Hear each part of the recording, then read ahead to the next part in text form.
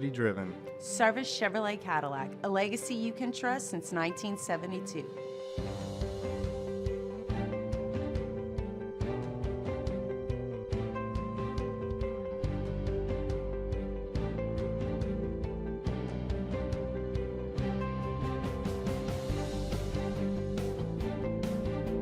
Service Chevrolet Cadillac, our family serving your family. For over 50 years. Gulf Coast Bank and Trust is giving our customers the power to bank anywhere, anytime during this challenging event. And we're right there with you. Our mobile banking app is a smart way to manage your money and time. Gulf Coast Bank and Trust, the bank that cares about you.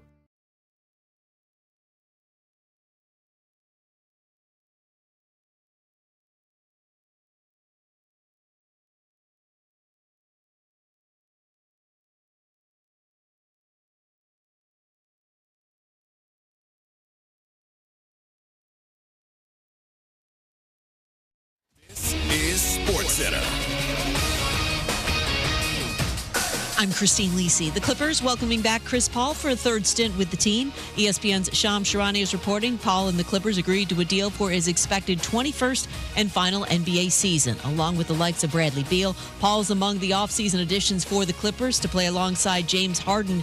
LA, though, still not a title contender, believes ESPN NBA analyst and NBA champion Kendrick Perkins. Those guys are great when it comes down to being offensively good, but defensively you're going to have to get stops, especially in the stacked Western Conference when you got elite perimeter play all across the board. I just see this team having a really good regular season and being a tough out in the postseason, but not legit title contenders in my eyes. NFL Bengals team president Mike Brown expressed optimism they'll be able to reach agreement on a contract with defensive end Trey Hendrickson. Regarding unsigned first-round pick Shamar Stewart, Brown said it was foolishness the team and Stewart have been unable to agree on a deal. Titans QB Will Levis will undergo season-ending shoulder surgery next week. First overall pick Cam Ward to take all first-team reps at training camp. Your summer drink is here. Twisted Tea is a smooth, refreshing, hard iced tea with 5% alcohol, making it the perfect drink to take any day this summer to the next level. Twisted Tea Brewing Company, Cincinnati, Ohio. Please drink responsibly. Matt Moscona. I'm very important. After further review. Say it one more time. After further review with Matt Moscona. And here we go. Live from the Mercedes-Benz of Baton Rouge studio. That's right.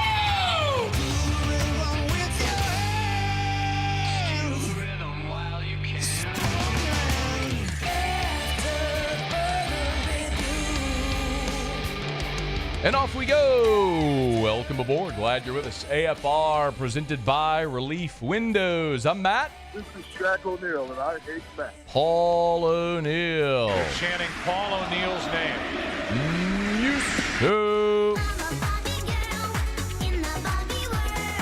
And Mr. Toby Tomplay.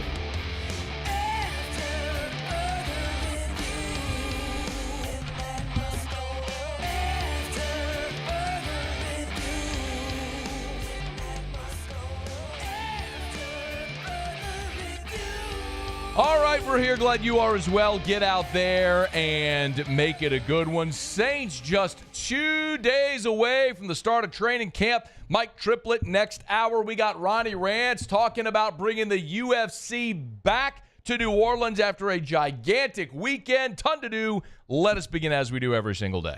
It's time to pop the top on another edition of AFR with Bud Light. Drink easy. It is an annual rite of passage here as we are on the brink of the start of another college football season. Our friend Bud Elliott releases his blue chip ratio, and that happened over the weekend. If you're not familiar with the blue chip ratio, this is essentially the line of demarcation between the haves and the have-nots. This is not to say that if you meet this criteria, you are going to win the national championship. It is only to say that if you do not cross this threshold, you cannot win the national championship. So Bud Elliott went back and looked at every national champion all the way back to 2011, when you can go back as far as recruiting rankings go, in the current format anyway.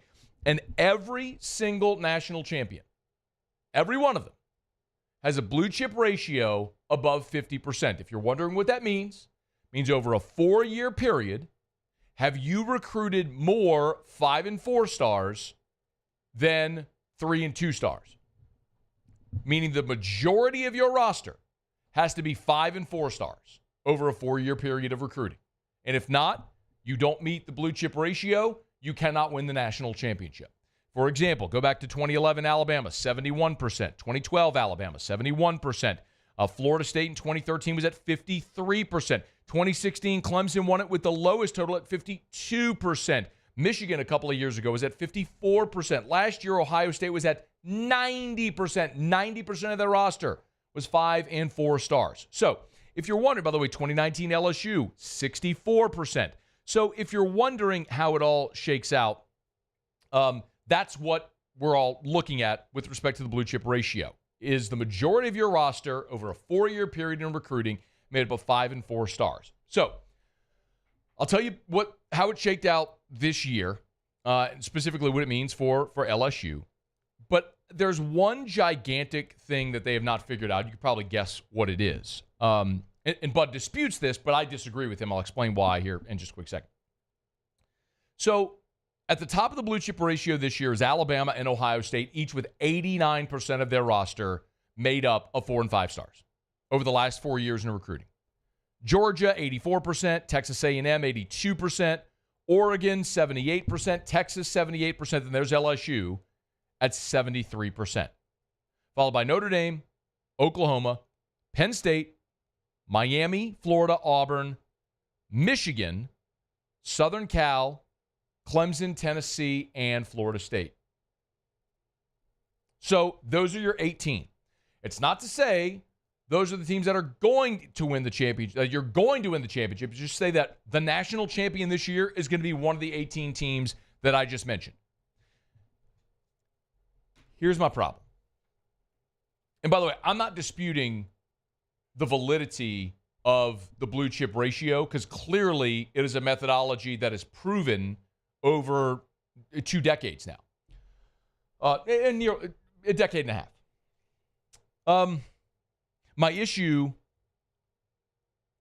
are the transfers and how you account for that.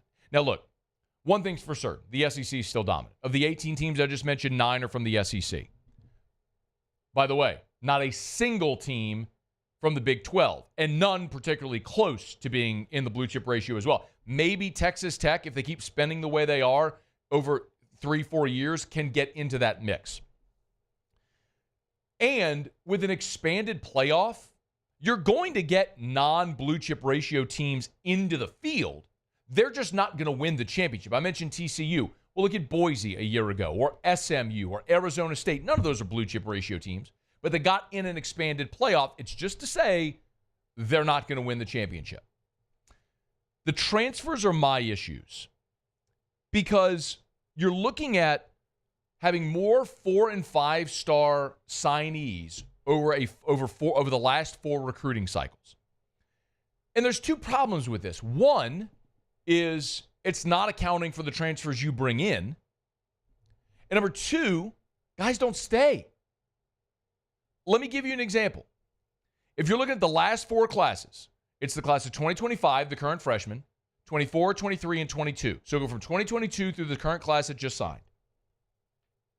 In 2022, Quincy Wiggins, Walker Howard, LaTerrence Welch, DeMario Tolan were all blue chip ratio guys that transferred. Will Campbell is a blue chip ratio guy. He's in the NFL. He ain't even on the roster anymore. That's 5 from that class. The 2023 class, there are 11 4 and 5 star players that signed with LSU in the class of 2023 that are no longer on the roster. Lance Hurd, Deshaun Womack, Jalen Brown, Kamorian Pimpton, Jackson Howard, Shelton Sampson, Ricky Collins, Ryan Yates, Christian Braithwaite, Kai Preon, Mac Markway. All of the 11 guys I just mentioned, they all count for LSU on the blue chip ratio, although none of them play for LSU anymore. That's 16 players over a 2-year period And by the way, LSU had lost none from the 24 class, which is great. All the 4 and 5 stars that were freshmen a year ago are still on the roster. But look outside of LSU. Caleb Downs is a great example. I just mentioned Alabama, which is still benefiting off of the historical success that Nick Saban and his staffs had, because you're talking about a 4-year cycle, which still accounts for a lot of Nick Saban. Well, Caleb Downs still counts for Alabama because he was recruited in a cycle 3 years ago, or two years ago, to Alabama. Well, he went to Alabama as a freshman, left, he's about to begin his second season at Ohio State. But he counts towards Alabama's blue chip ratio. That doesn't make a lick of sense. Flip it the other way. When talking about incoming transfers, a guy that I've mentioned that I think is a case in point of this is A.J. Halsey. A.J. Halsey, when he was coming out of high school, was a 3-star recruit. He was the number 1,900 player nationally, 1,900 overall out of any position. He goes to Houston, becomes a first-team All-Big 12 safety, and leads their conference in interceptions. Now he plays for LSU. Is LSU better at safety because they have A.J. Halsey? I think so. But if Sage Ryan were still on the team as a 5-star, he helps you toward the blue chip ratio while Halsey doesn't. Who would you rather have if I gave you the option? So even still, I think the blue chip ratio holds. It holds up because I think it's what it illustrates is that over the last 15 years, yes, the 4-year recruiting cycle was relevant. And it identified the teams that invested the most money in their coaching staff, their facilities, their support staff, their recruiting budget, all the things that allowed you to recruit the best players. Those programs are still doing that. They've just moved the target from investing so heavily and solely into high school recruiting into now investing into NIL and into your collective and now revenue share. And all of those resources are still being used to build the best rosters. So whether you look at it as a 4-year rolling average or you work in the transfer portal or however it may be, it's still telling us the same thing. This is the very small, relatively small group of teams that are investing the resources into being at a different level of great in college football, which makes you capable of winning a national championship. But the good news for LSU is they're on the list, and they will always be on the list because LSU will always invest whatever they need to invest to make sure they are capable of competing for and winning national championships. And this year is certainly evidence of that. We'll see if we can get Bud Elliott on the show. Hey, Show Open Every Day is brought to you by Bud Light. Drink easy with the great taste of Bud Light, the official beer of AFR. Man, I was watching UFC 318, was there in that number on Saturday. Unfortunately, Dustin the Diamond Poirier came up a little short. But Poirier, of course, is a Bud Light athlete, and it was really cool, man. When he was leaving the octagon, there's a great video of him. It's a 5-minute video. You can see it on Twitter. It's from him dropping his gloves in the octagon, playing Frank Sinatra, My Way, and then walking out, hugging his family, hugging celebrities. Ryan Clark, Mark Ingram were there, Theo Vaughn, and one of the people in his crew hands him a Bud Light. And so he's sitting there walking out, cracked open the Bud Light. He's drinking it as he's walking out of the arena, which was a really cool. The whole thing was really cool. But listen, Bud Light, the official beer of AFR, the official beer of the LSU Tigers, official beer of the New Orleans Saints, official beer of the UFC, official beer of Dustin the Diamond Poirier, Louisiana's own. So next time you're out and about, make sure you grab an ice cold Bud Light and raise one to Dustin the Diamond Poirier on an incredible career. Unfortunately, didn't go out with a win, but forever a champion, man. It was great to watch him for one final time there in that number in the Smoothie King Center on Saturday. Drink easy with the great taste of Bud Light. Okay, y'all, it's After Further Review. Monday shows are brought to you by Relief Windows. Man, we got a ton to get to today. Speaking of UFC 318, of course, New Orleans did an incredible job hosting. Ronnie Rantz, who's the head of the Louisiana Fight Commission now, if you're not familiar with that, is going to join us in about 45 minutes, top of hour number 2, because I want to talk about what will it entail to get the UFC back to New Orleans again and not wait 10 years. That's something Dana White talked about after the fight on Saturday. Mike Triplett's here in 1 hour from right now. The Saints a couple days away from starting training camp. When we come back, it was contentious, but the Saints finally agreed to their contract with Tyler Shough. We'll get into that. And Shough was a guest on John Gruden's podcast, Gruden Goes Long. We'll let you hear from the Saints quarterback as we continue on AFR. After further review. We are brought to you by Clegg's Nursery with 4 locations in the greater Baton Rouge area, Siegen near Airline, LA 16 in Denham, Mid-City on Donmore, and the Garden Center on Greenwell Springs. Tell you every day to buy local and shop local. Y'all, if you want to get rid of some of those unwanted pests, you can do it to Clegg's. You could do it with the help of Clegg's. I've told you for a long time that, Clegg's has the Aeon mosquito barrier. If you have problems with mosquitoes at your house and you want to get rid of them and you don't know how, go to Clegg's. I'm telling you, I don't know how this thing works so effectively, but it does. It's the size of a track baton. You take the top off. There's granules in there. You fill it with water, shake it, hang it on your property line. You're done with mosquitoes for 90 days at a time. It's like $30. So get on by Clegg's Nursery. What do you have to lose? If it doesn't work for you, $30. I'm telling you, we got a pool and a pond behind my house, and we don't have mosquitoes, and that's the only thing I use. So buy local, shop local, and tell them Matt sent you in when you go see our friends at Clegg's Nursery.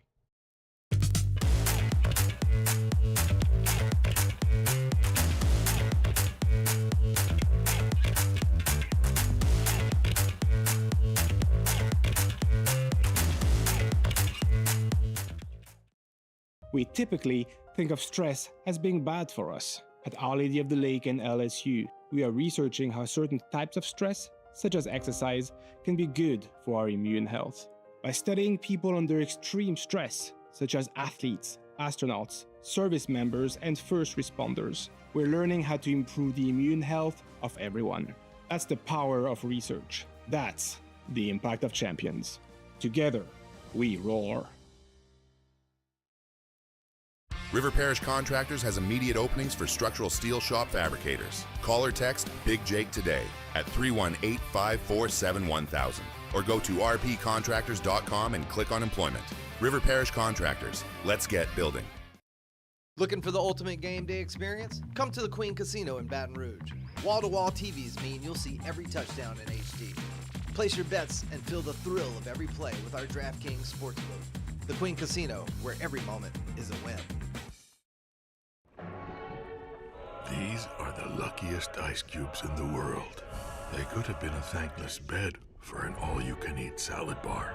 But instead, they've been called upon to cradle and cool a crisp, refreshing Dos Equis. Looks like the lucky just got luckier. Dos Equis. We're Rev Business, a local provider with nearly 90 years of experience. So when it comes to business in Louisiana, we know that personalized service is key. And we're here to go the extra mile with all fiber solutions that deliver what every business needs: reliability and quality. We're not just providers. We're the local team dedicated to helping you succeed. True partnerships are homegrown. Rev Business, internet, phone, managed services. Visit us at letsrev.biz.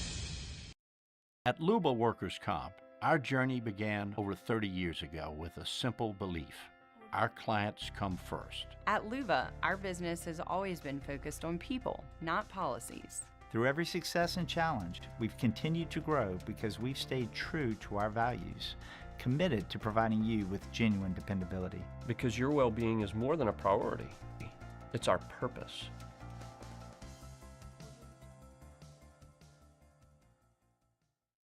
When it comes to choosing energy for your family and your home, make the smart choice with natural gas. You can count on efficient and affordable natural gas to keep you comfortable and reduce your environmental impact. After further review, presented by Relief Windows. Windows, doors, siding, and oh yeah, they also do interior shutters.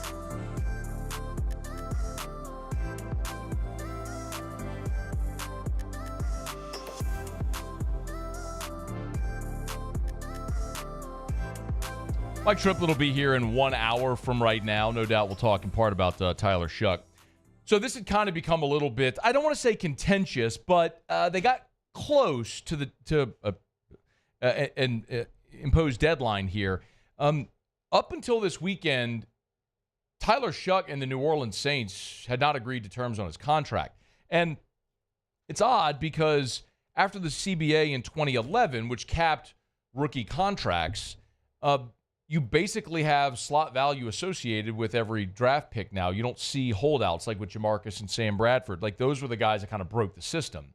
You had these dudes that got $60 million cash, and they busted. I shouldn't say Sam Bradford was a bust, but certainly for the money he got, didn't live up to what they had hoped there in St. Louis. But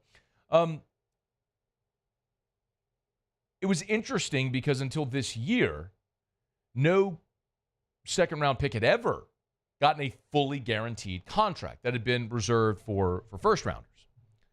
Well, the first two picks of the second round this year ended up getting fully guaranteed deals. And so agents of second-round draft picks started to say, wait, what about my guy? And so they used that as leverage to try to reset the market, which is exactly what a good agent should do. And in the end, the top 8 picks of round 2 ended up getting fully guaranteed deals. Remember, like the NBA, Major League Baseball, those are fully guaranteed. Shohei Ohtani signs a $750 million contract. He's getting every dollar of that $750 million. In the NBA, if you're the 8th guy on the bench and you sign a $46 million free agent deal, you're getting every dollar of that money. Zion Williamson, no matter how often injured he is, he's getting every dollar of his Supermax deal. In the NFL, we break down, when we talk about contracts, we talk about the guaranteed money, and like the total value of the contract, and the guaranteed money, which is a percentage of the total value. If you play out the total value, you play out the total contract, you can get that. And there's a lot of times roster bonuses and other things, incentives that are baked into those numbers, which makes it a bit more ambiguous, but also makes it harder for these guys to make all their money. Well, Tyler Shough ended up being the last guy to get a fully guaranteed deal.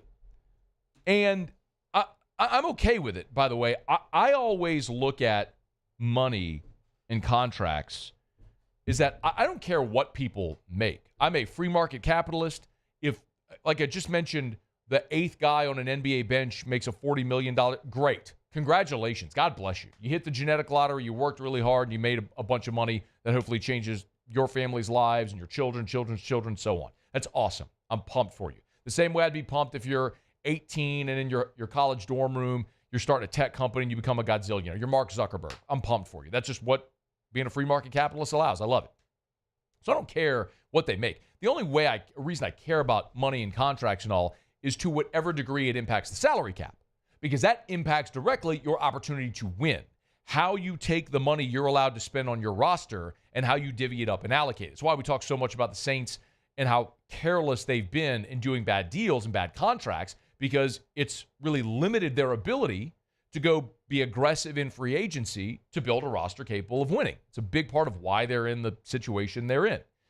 So I'm okay with the Saints being staunch negotiators here with Tyler Shough or with any player. Like, it's not anything contentious or anything against the player. It's a business decision. It's why players hire agents, and you let the agent deal with the general manager or the team president, and the coach and the player can go worry about football. And specifically with Tyler Shough, his deal as the 40th overall pick is just over $10 million. So whenever you look at the money specifically, it's just, it would have been a variance of about $1 million or so on his $10 million deal. It was like $10.075 million. Or 10.75. He would have gotten 92% of it guaranteed.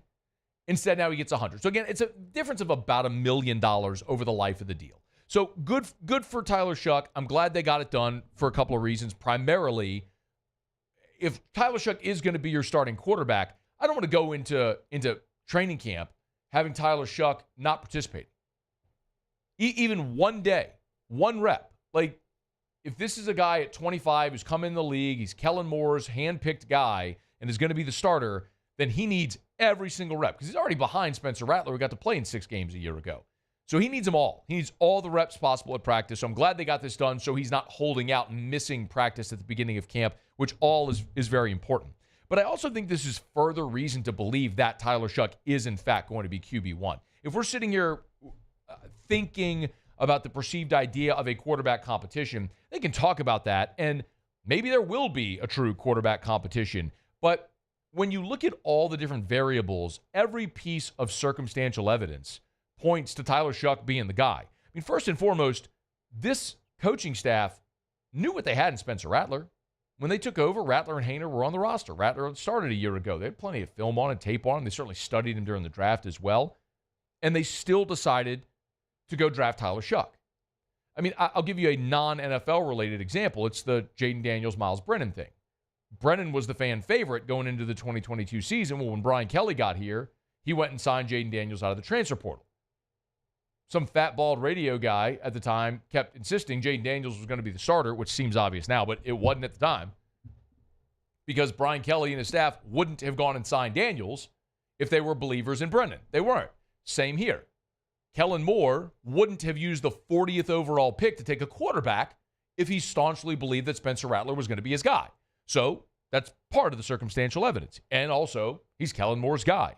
They have a big investment in him with the 40th overall pick. Now they have a financial investment, giving him all these guarantees, not only 100% of the contract, but also he's got most of his pay as a guaranteed roster bonus. So most NFL guys get a weekly game check.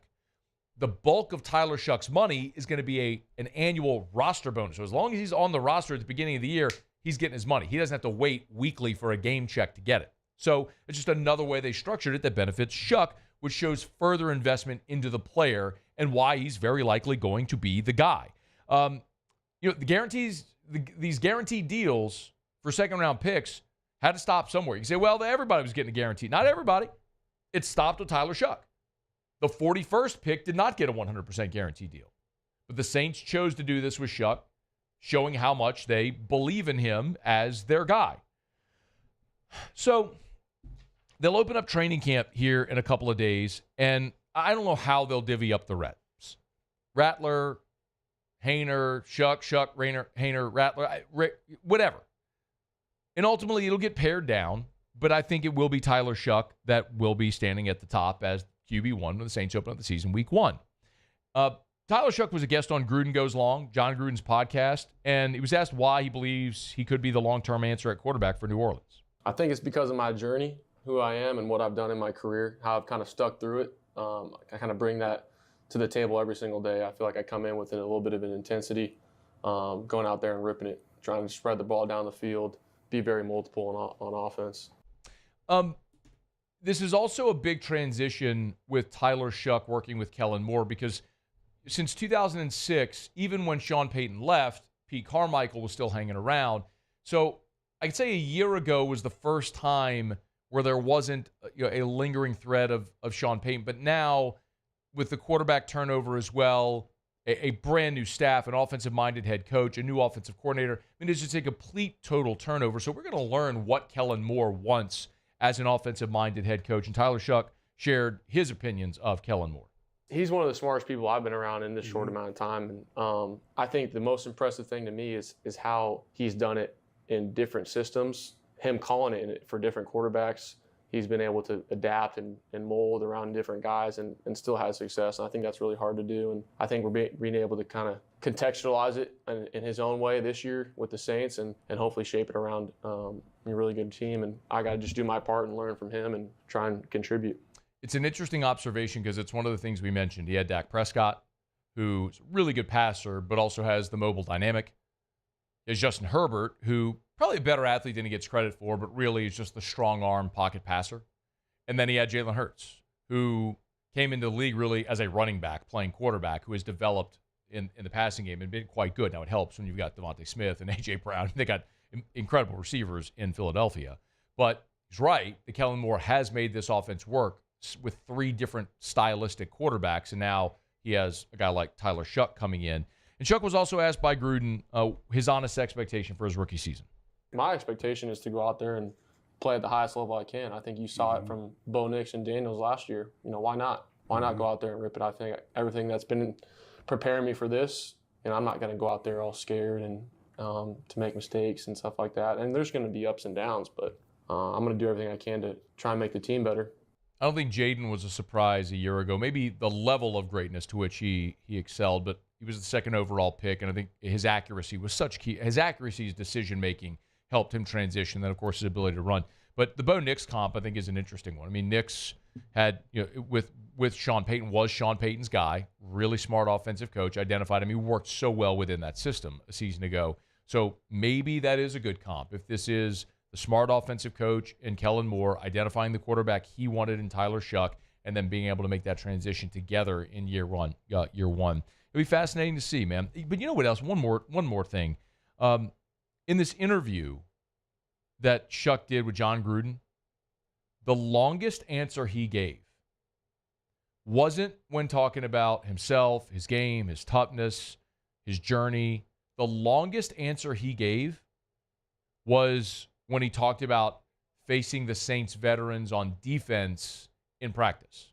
You're seeing elite-level disguises every single day, elite-level pass rushes. Chase Young, Cam Jordan, Carl Granderson, you got Demario Davis, Pete Werner, all these guys. And then on the back end, Justin Reed and Alontae Taylor, Tyrann Mathieu, Kool-Aid McKinstry. So it's like, every single rep in practice matters. And I think that was the biggest thing in OTAs was it's boom, boom, check down, boom, boom. The window is right there. So a lot of times you don't even know what they're going to be in because Jay Reed's going to be spinning this way, clouding that way, going back to the post, dropping down. And I think you just got to trust it. And they've been really big for me. I've played golf with Jay Reed a couple times, how smart he is, what he's looking for at the QB position. And I'm excited to just continue to go. You want to endear yourself to veterans? You want to endear yourself to veterans and the rest of your team? Give them all the flowers when they're not sitting right there. Pretty smart thing. Pretty heady play there by Tyler Shough. All right, it's after further review. Glad you're hanging out with us, y'all. We're brought to you by Rouse's 65 years in business, man. Congrats to Donnie Rouse, the entire Rouse's family. 65 years in business, still locally owned, still family owned and operated. 70 locations from Lake Charles to Orange Beach in between. And they're celebrating their 65 years in business over at Rouse's with great deals and specials all summer long. So make sure you get into Rouse's if you're looking for dinner on your way home tonight. Maybe you're looking for a quick stop for lunch. You can always go to the hot bar. The menu's always there. Or maybe you're doing your shopping as you're heading home, making groceries for your mom and them. You can always go into Rouse's. Look for that Rouse's branded logo. All the Rouse's branded products, they go to great lengths to make sure they source locally every opportunity they can at Rouse's. The official supermarket of the New Orleans Saints, Rouse's.com, Rouse's.com. Rouse's, this feels like home. All right, we'll go around the SEC when we come back. A couple of weeks ago, we shared with you, Wilson Alexander, the Advocate, had the piece where he broke down how LSU is going to distribute its revenue in revenue share, right? 75% for football, 15% for men's basketball, 5% for women's basketball, 5% for the rest of the sports. Wait until you hear what Kentucky is doing. I'll tell you that next on AFR. After further review. Man, I love telling you about Action Industries. A great local business, man. So impressed to watch Action Industries and to learn about their business and how they work. A couple of years ago, they even were heading down a path where they made a very conscious decision to take a few small steps back so that way they could propel themselves forward for another 43 years. They just know who they are, which is so impressive. And I say it often, but there's mega contractors that do these $200 million jobs. Like Action Industries is never going to bid on that. That's not what they do. But sometimes maybe you hire that mega contractor for your 100-person job and you don't feel like you're getting their best. Well, at Action Industries, that's their sweet spot. You're getting their best managers, their best people, their best everything, all of their attention. So check them out. Online at actionindinc.com, Action Industries Incorporated. Of course, they've got the Advanced Turnaround Group as well. Check them out. It's Action Industries, proud partner of LSU Athletics. Bayou Chrysler Dodge Jeep Ram is taking $22,500 off MSRP on the brand new 2025 Ram 1500 Laramie with $22,500 off MSRP with a complimentary 7-year powertrain warranty that comes with all new Bayou Automotive vehicles. If you need sales or service, the crew at Bayou Automotive is going to do right by you. At Luba Workers Comp, our journey began over 30 years ago with a simple belief. Our clients come first. At Luba, our business has always been focused on people, not policies. Through every success and challenge, we've continued to grow because we've stayed true to our values, committed to providing you with genuine dependability. Because your well-being is more than a priority. It's our purpose.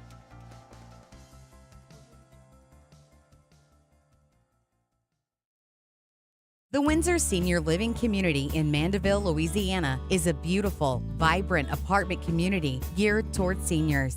They are nestled right in the heart of Mandeville, where seniors live a more carefree lifestyle in spacious apartments with the peace of mind that comes from having a little extra help. Call the Windsor at 985-624-8040 to schedule a lunch and tour. Come see how the Windsor can be your passport to peace of mind. Men, age is just a number. Don't let it dictate how you feel. Goodwood Men's Sexual Wellness has anti-aging services that can help you look and feel your best. Visit yourgoodwood.com and discover a renewed sense of vitality. At Sunshine, we know what you see when you look at your land. Where others may see dirt, you see the foundation you've built your life on. This, it's hallowed ground. It's past, present, and future. We're proud to provide quality John Deere equipment to help you maintain the land you love. Check out our current promotions and learn more about what it means to be powered by sunshine at sunequip.com. Gulf Coast Office Products is a nationally recognized Savin office equipment dealer based right here in Louisiana. Over 100 employees strong, Gulf Coast has the boots on the ground to support all vertical markets, from education, engineering, legal, and finance. With the latest in office technology, from desktop to production segment units, Gulf Coast and Savin have the perfect fit for you. Call 225-756-2644. That's 756-2644 for Gulf Coast Office Products. These ice cubes could have been a thankless bed for an all-you-can-eat salad bar. But instead, they cradle and cool the crisp, refreshing Dos Equis. Nicely done, ice cubes.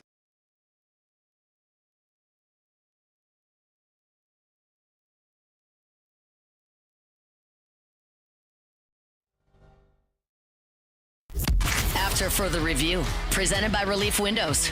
Windows, doors, siding, and oh, we do shutters too.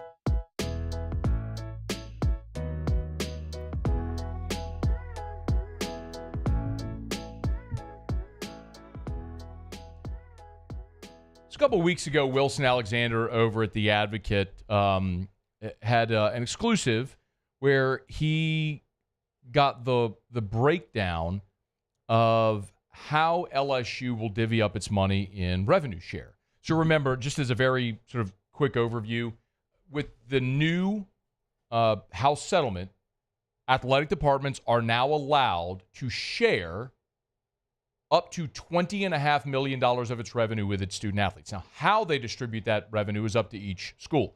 LSU has chosen to give football 75% of that money. Men's basketball will get 15%. It's about $3 million. Women's basketball is going to get 5%. It's about $1 million. And then the rest of the sports are going to share 5%. Now, there's a pretty complicating factor there, which is LSU baseball. Because you've won 2 national titles in 3 years, and you're basically telling Jay Johnson you're going to share 5% of this revenue with gymnastics and volleyball and swimming and diving and track and field and softball and golf and everybody.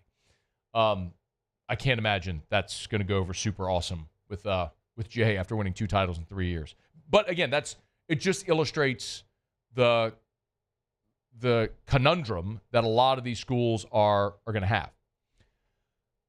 The University of Kentucky, let's call it what it is, man. They're a basketball school. Remember John Calipari a couple years ago really ticked off Mark Stoops when he said that very publicly. That when he was at Kentucky, he said, we're a basketball school. It really angered Mark Stoops, who's fighting against that his entire time in Lexington. Well, it's one thing for a coach to say it. It's another for the administrators to show it.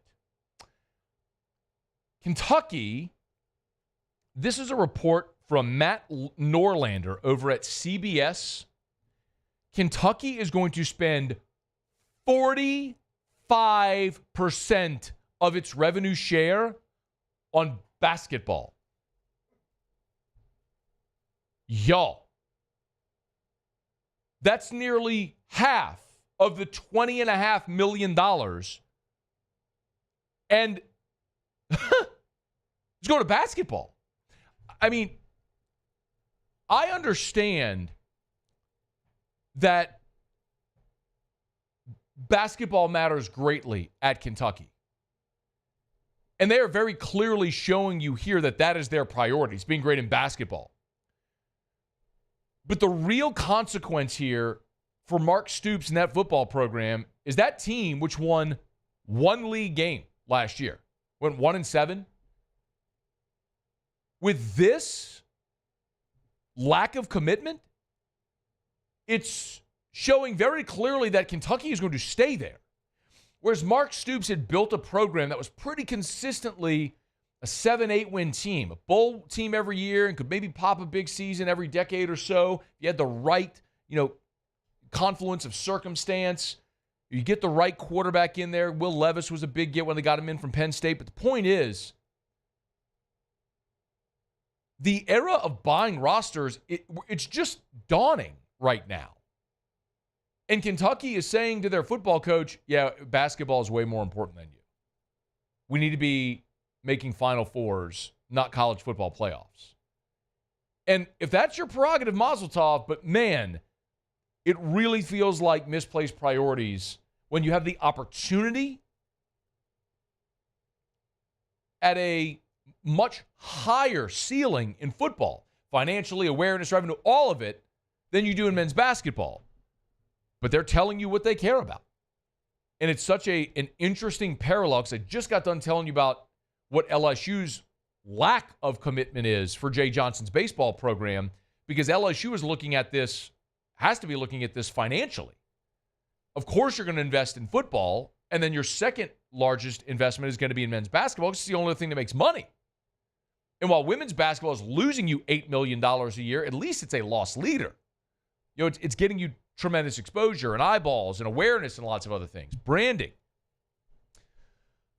My goodness, Kentucky, 45% of its revenue in basketball.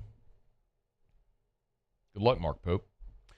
All right, brought to you by South Point Volkswagen, southpointvw.com. New and certified pre-owned in Baton Rouge and online at southpointvw.com, southpointvw.com. Y'all pop on by the dealership or shop online. Average car buyer visits 1.2 dealerships. Everybody shops online now, like we do for everything else. But the automotive industry is no different. We used to spend a Saturday hopping around dealership to dealership, haggling over prices. Not no more. Everything's right there on the website. So you want to search the inventory, new and certified pre-owned. You want to work out your financing. It's all right there for you at southpointvw.com. Louisiana's largest volume Volkswagen dealer. They can give you the best deals. And remember, manufactured right in the USA, right there in the USA at their Chattanooga, Tennessee plant. So you don't have to worry about tariffs as well. You're going to get the great German engineering without the cost, the safety features, and you're supporting American jobs. What more could you want? South Point Volkswagen. SouthPointVW.com. South Point Volkswagen. What's your direction? Okay, y'all. It is after further review. We do it every day about this time. Let's go around the SEC. Around the SEC, bringing you the biggest news from the nation's best conference. The Ole Miss Rebels. This is tragic. Ole Miss freshman football player Corey Adams was killed Saturday night in a shooting in Tennessee. 18-year-old died at the scene just outside of Memphis. 4 other men were shot at the residence. They were taken to area hospitals. None are listed in critical condition, which is the good news. But Adams, it hits home for a lot of people in the state. Adams, defensive lineman, who's from New Orleans. He was a 2-time All-State player at Edna Carr, enrolled at Ole Miss this winter.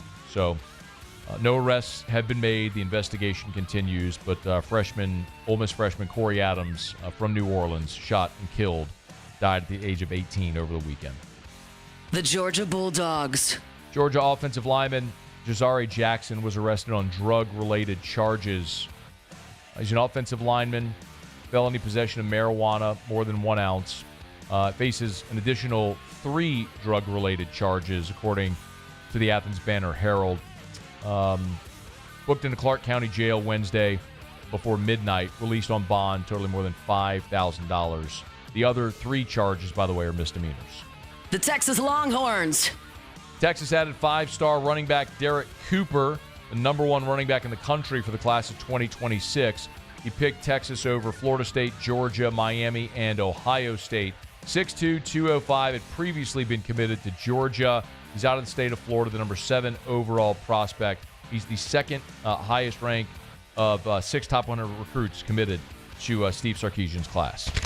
The South Carolina Gamecocks. Landon Duckworth is committed to South Carolina, rejoining the 2026 class. 6'3", 195 out of Jackson, Alabama. He's the number 51 overall player in the country, the 6th best quarterback. He chose South Carolina over Auburn, originally committed to South Carolina in August of 23, decommitted in June of 24. Now he's back in the Carolina class. Texas A&M! The Aggies have landed a commitment from 4-star safety Tylen Wilson, 6'3", 172. He's the number 242 prospect nationally, the 20th best safety, according to the 24/7 composite. Wilson is the 26th commit for A&M's class. All right, there you have it. That is Around the SEC. Monday shows are brought to you by Relief Windows and ReliefWindows.com. Windows, doors, siding. Oh, yeah, they do shutters as well. Relief Windows and ReliefWindows.com. And remember, they do offer you a lifetime transferable warranty. Lots of companies can say that, but they've only been around for a year or two. How do you know they're going to be around to offer you a lifetime transferable warranty? With Relief Windows, nearly 2 decades in business. Never have to worry about that. Relief Windows and ReliefWindows.com. Okay, y'all, let me knock out a quick break, come back, and wrap up hour number 1 on a Monday edition of AFR. AFR. GLO, glowresources.com, glowresources.com. They are complete employer solutions over at Glow Resources. Had someone message me today and said, hey, Scone, what's the staffing agency that you always talk about? Want to move back to Louisiana looking for a job. I said, well, you're thinking about Glow Resources, but it's probably not who you want to call, because I always tell you what Glow is by telling you first what they aren't. They are not a temp staffing agency. If you're looking for a job, don't contact Glow. They will find you. Glow Resources wants to talk to you, the business owner, you, the HR manager, you, the hiring coordinator, you, the vice president, the operations manager. If you're the person in your company in charge of putting the right people in the right seats on the bus to maximize efficiency, Glow Resources wants to talk to you. So check them out online. Remember, they have a 96% success rate at Glow Resources. They conduct more than 15,000 interviews over the course of the year. GLO, glowresources.com. At Bayou Automotive, we believe in a sales process that puts you first. We want you to experience an easy purchase with clear pricing and great service. Let Bayou Ford and Bayou Chrysler Dodge Jeep Ram be your trusted partners in finding your perfect vehicle. The crew at Bayou Automotive is going to do right by you. Gulf Coast Bank and Trust is giving our customers the power to bank anywhere, anytime during this challenging event. And we're right there with you. Our mobile banking app is a smart way to manage your money and time. Gulf Coast Bank and Trust, the bank that cares about you.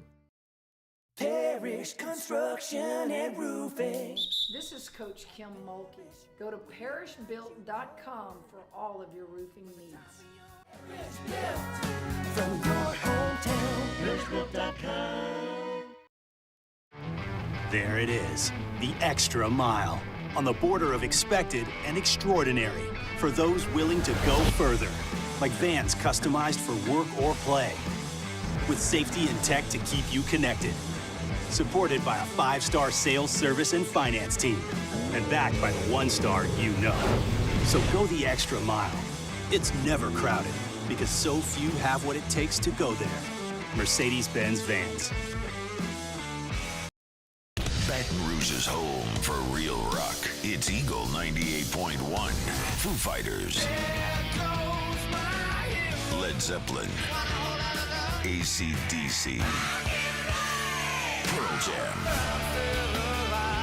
And the flagship home for LSU sports. Take us anywhere with the Eagle 98.1 app. Eagle 98.1 is the rock station. At Luba Workers' Comp, our journey began over 30 years ago with a simple belief. Our clients come first. At Luba, our business has always been focused on people, not policies. Through every success and challenge, we've continued to grow because we've stayed true to our values, committed to providing you with genuine dependability. Because your well-being is more than a priority. It's our purpose.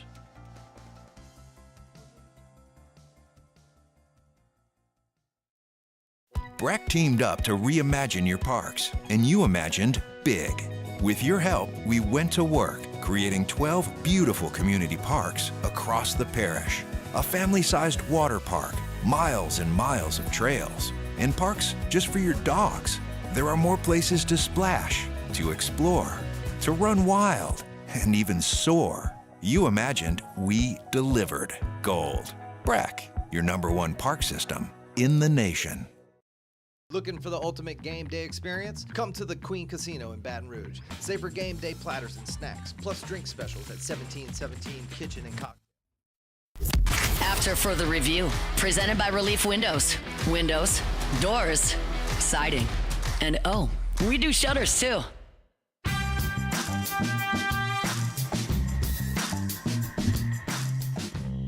Wrapping up hour number 1. We'll shake up in the NFL. Titans quarterback Will Levis will miss the entire season with a shoulder injury. Decided to have the surgery, which will knock him out for the year. He was expected, Levis was, to be the backup to first overall pick Cam Ward. Instead, now he'll miss the entire season for Tennessee. Complicates things because their only quarterbacks are Brandon Allen and Tim Boyle. So if the New Orleans Saints are, in fact, in contention for the #1 overall pick this year, this might plunge Tennessee even closer to that number, again, with a rookie quarterback starting now for the entire season. Again, Levis was expected to be the backup to Cam Ward, but you never really know how that may all transpire. Levis was a second-round pick in 2023. So I mean, it is sort of an illustration, though, about how difficult it is to not to hit on a quarterback, especially if you get outside of round 1, as Levis was a second-round pick. But this is going to be an interesting test case to watch with Cam Ward going #1 overall and now presumably starting the entire season from jump for the Tennessee Titans. We've seen it before. I mean, Jaden Daniels did it a year ago, started every game. It's Caleb Williams as well a year ago with the Chicago Bears. And you're going to see a varying degree of results. Cam Ward's just a fascinating test case because he's a guy who bounced around, from Incarnate Word and Washington State and then down to Miami and had success everywhere he went. One of the talking points we had last week at SC Media Days were a lot of people that were very high on John Mateer coming to Oklahoma from Washington State. And one of the points that I made was I'm not super sold on John Mateer because he threw for over 3,000 yards at Washington State a year ago. I got to see it against better competition. And people would point out that Cam Ward did that. Cam Ward was at Washington State and then went to Miami and blew up there. And I guess I'm just maybe totally disrespecting the ACC defenses. I don't know that having that type of offensive success against the ACC is a great telltale. So I still think there's a lot there for Cam Ward to prove in the NFL. I mean, physically, as the body, the arm strength, all that sort of stuff. But if there was any question about would it be Ward or Levis, that has been answered. Will Levis shut down for the year. It'll be Cam Ward for the Titans with Levis having that shoulder surgery. All right, it is after further review. You can email us, tweet us, or text us in the 225-396-4400, 396-4400, 396-4400. Lots of ways you can get involved in the show. We were talking about Kentucky allocating 45% of its revenue share for basketball, which is just, it's going to put its football program at a staggering disadvantage when effectively the rest of the league is all committing 75% or more of their rev share budget to football. Ben Soche said on the text line, said, Matt, any idea how small the percentage for LSU baseball compares to other SEC schools' percentage to their baseball program? So short answer is no. I don't have those numbers yet. We'll start to see some of that leak out. But the interesting part of it is, Number one, you're not looking at what the rest of the conference is committing to baseball, because the reality is there's only a handful of schools. While there's a lot of really good programs in the SEC, there's only a handful of schools committing those kinds of resources to baseball. And it's who you'd think. It's Arkansas, it's Tennessee, Texas, Texas A&M, Georgia, Mississippi State, LSU. Right about half the league. And listen, that's not to say schools like Ole Miss haven't had success, and Florida built a new stadium a few years ago, and Kentucky built a new baseball stadium, within the last decade. So there's other programs that have invested in baseball. It's just not to the degree that those competing for and winning championships have. So you're not going to be talking about the same dollars and cents. So the other thing with baseball is you're talking about a differentiation in like their NIL or rev share, that the percentage might be bigger, but the dollar amount isn't. So for example, if LSU's budget on this past baseball roster was $3 million and Tennessee's was $4 million, well, it's only separated by $1 million. So if we're talking about only $1 million in terms of football rosters, it's not that much.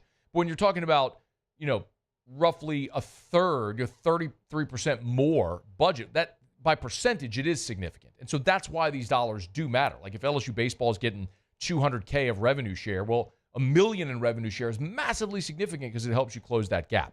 Just it's going to be one to follow, because LSU baseball is an outlier in the revenue share, because not many schools have a non-revenue sport that people care that deeply about winning. That's where LSU is with baseball. You're going to have to figure that out. All right, SportsCenter's coming up. We'll get you caught up on national headlines when we come back. UFC 318 was a gigantic success. The head of the Louisiana Fight Commission, Ronnie Rantz, is going to be here to talk about what it's going to take to get the UFC back within the next decade. So they'll have to wait another decade. And Mike Triplett's here in 20 minutes from right now. Get a Saints training camp preview. Ton to do, and glad you're here on this Monday edition of AFR. We're presented by Relief Windows and ReliefWindows.com. Ton to do. SportsCenter's on the way. Don't you move. It's AFR. AFR. If you're thinking of buying land, your first call should be to First South Farm Credit. Visit firstsouthland.com. That's firstsouthland.com. Doesn't matter where you live in Louisiana or even outside of Louisiana, or if you want to buy land outside of Louisiana. Remember, at First South Farm Credit, they can help you buy land in any of the lower 48. So if you want 1,000 acres for agriculture, you want to buy a ranch in Montana, you want to buy 200 acres for a hunting property in Texas or Mississippi, or you want to buy 20 acres in St. Francisville to build your family's dream home, your first call should be to First South Farm Credit. Remember also, as a landowner, you incur expenses, could be tax deductible. Ask your CPA about the benefits of owning recreational timberland. I'm not a CPA, but you should ask yours, and then you should call First South Farm Credit. Go to firstsouthland.com, online, firstsouthland.com. Today, we are shaping tomorrow. We are researching how extreme stress impacts the immune system, from trauma victims to athletes and even astronauts. Our work is leading the way in sepsis treatment, saving countless lives. We're unlocking the mind with music in exciting new ways. Our Lady of the Lake Health and LSU are improving the health of our state. That's the impact of champions. Imagine the impact we'll have on the future. Together, we roar. Value Chrysler Dodge Jeep Ram is taking $22,500 off MSRP on the brand new 2025 Ram 1500 Laramie with $22,500 off MSRP with a complimentary 7-year powertrain warranty that comes with all new Bayou Automotive vehicles. If you need sales or service, the crew at Bayou Automotive is going to do right by you. When it comes to industrial construction, River Parish Contractors can do it all. Mechanical, structural, custom fabrication, specialized welding, and turnaround services. Strategically located in between Baton Rouge and New Orleans, we have the local team with the experience and commitment to safety to manage the most complex industrial projects. Period. Here's the deal. Partnering with us means your project is delivered on time, on budget, and most important, safely. River Parish Contractors, let's get building. It's not just a game, it's a religion. You've got your team colors, team swag, and now your very own website. LouisianaSports.net. Everything LSU, Saints, and Pelicans. Sports on demand. In-depth coverage by sports writing pros with continuously updated news. And with the LouisianaSports.net newsletter, you get pinged directly with top trending stories. Best of all, now and always. No paywall. It's free. LouisianaSports.net. Powered by 104.5 ESPN Baton Rouge. Your home for Louisiana sports. ED, low T, or simply seeking to optimize your health and performance? Goodwood Men's Sexual Wellness offers a range of discreet services to address your specific needs. We empower men to reclaim their health and confidence. Visit yourgoodwood.com. At Ochsner, we know healing is a team sport. That's why we've partnered with world-renowned orthopedic surgeon Dr. James Andrews to create the Ochsner Andrews Orthopedics and Sports Medicine Institute. Whether you're a professional athlete or a weekend warrior, our team of specialists are dedicated to getting you back in the game. So whatever your reasons are for reaching your personal best, we've only got one: you. Ochsner Andrews Institute. Long live you. At Luba, our business has always been focused on people, not policies. We've continued to grow because we've stayed true to our values, committed to providing you with genuine dependability. Because your well-being is more than a priority, it's our purpose.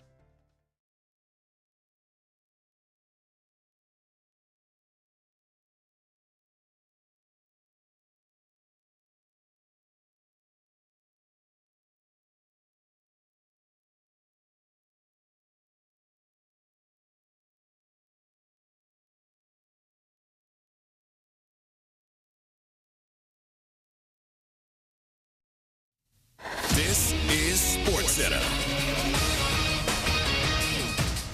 I'm Christine Lisi. A return to the Clippers for Chris Paul. According to ESPN's Shams Charania, the 40-year-old point guard's agreed to a deal with L.A. for his 21st and expected final season in the NBA. It'll be Paul's third stint with the Clippers. As Cowboys training camp begins, Pro Bowl guard Tyler Smith has big expectations for Dallas in 2025. Super Bowl champions. He believes it's realistic because of key pieces they added this offseason. It's been nearly 30 years since the Cowboys played in an NFC title game and in a Super Bowl. Unsportsmanlike co-host and Super Bowl champion Chris Canty. The Dallas Cowboys as Super Bowl contenders. Why can't they get there? Because there are a lot of other teams in your division and in your conference that are better than you are. And then, oh, by the way, the best player on the team doesn't have a contract extension. Chris referring to Micah Parsons entering the final year of his rookie deal, likely looking to reset the pass rusher market. Titans quarterback Will Levis will undergo season-ending shoulder surgery next week. The top overall pick in this year's draft, Cam Ward, will take all first-team reps at training camp.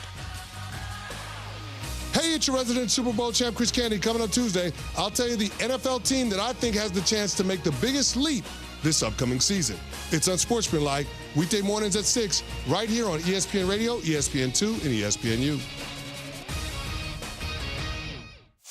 Matt Moscona. I'm very important. After further review. Say it one more time. After further review with Matt Moscona. And here we go. Live from the Mercedes-Benz of Baton Rouge studio. Let's ride!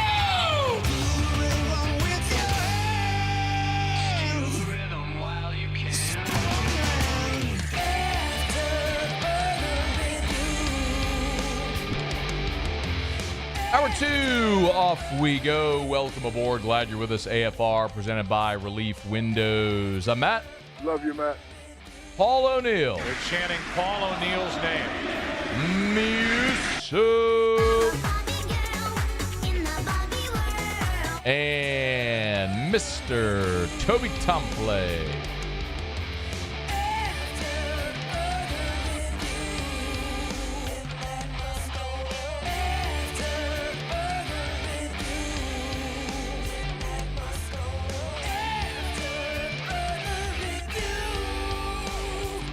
All right, we're here. Glad you are as well. Get out there and make it a good one. Talk some Saints with Mike Triplett here in about 15 minutes from right now. UFC 318 in New Orleans over this weekend. I was in that number, as were many, many, many of you. It was packed. It was awesome.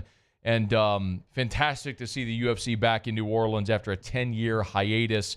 Ronnie Rantz is the head of the Louisiana Fight Commission, in addition to being the president of the Louisiana Sports Hall of Fame and the owner of the Baton Rouge Rougarou and a two-time national champion out at LSU as part of Skip Ertman's first and second national championship teams. I don't know how many more hats Ronnie can wear, but I want to talk to him here about UFC 318. Slimbo, how are you? And the host of Sports Shorts Radio. How could I forget? Saturday morning, right here on ESPN from 10 to noon on Saturdays. How could I forget? Shame on me. Bad program director.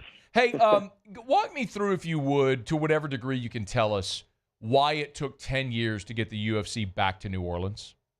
Yeah, I mean, obviously Vegas is a strong market, right? I mean, the casino every 5 feet and there's a lot of money, and the Nevada Athletic Commission does a really good job. We are now rebranded officially as the Louisiana State Athletic Commission. There's 7 chairmen that oversee boxing, wrestling, MMA, slap fighting, you name it, different events in the state. I'm the chairman of that commission, 7 commissioners.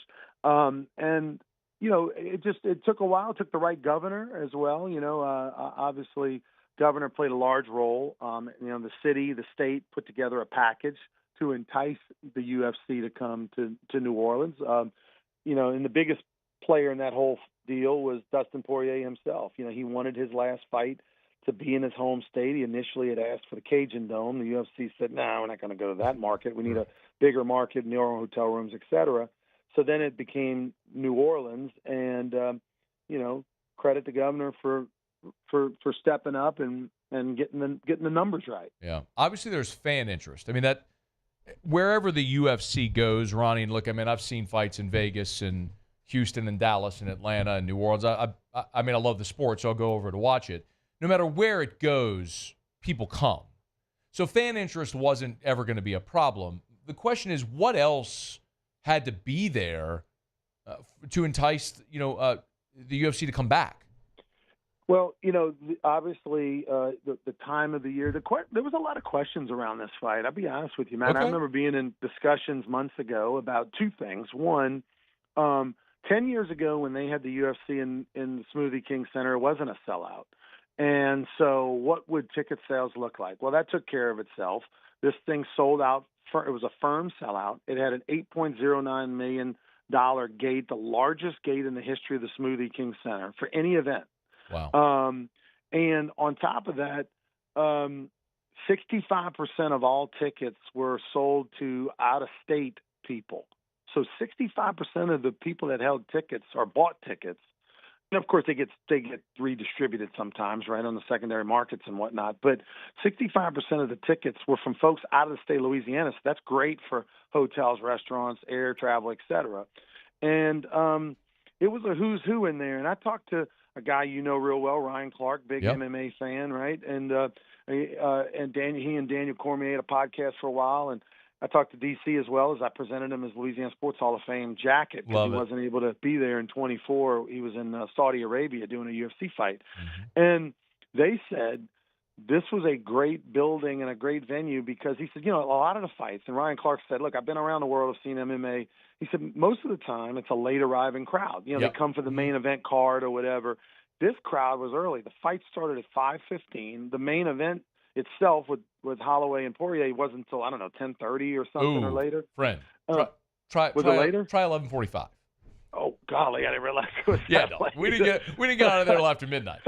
Okay, and it was a long day. I didn't know the timeline, but the point is that I would say 7:30 that building was 75% full, at least 75% full at 7:30.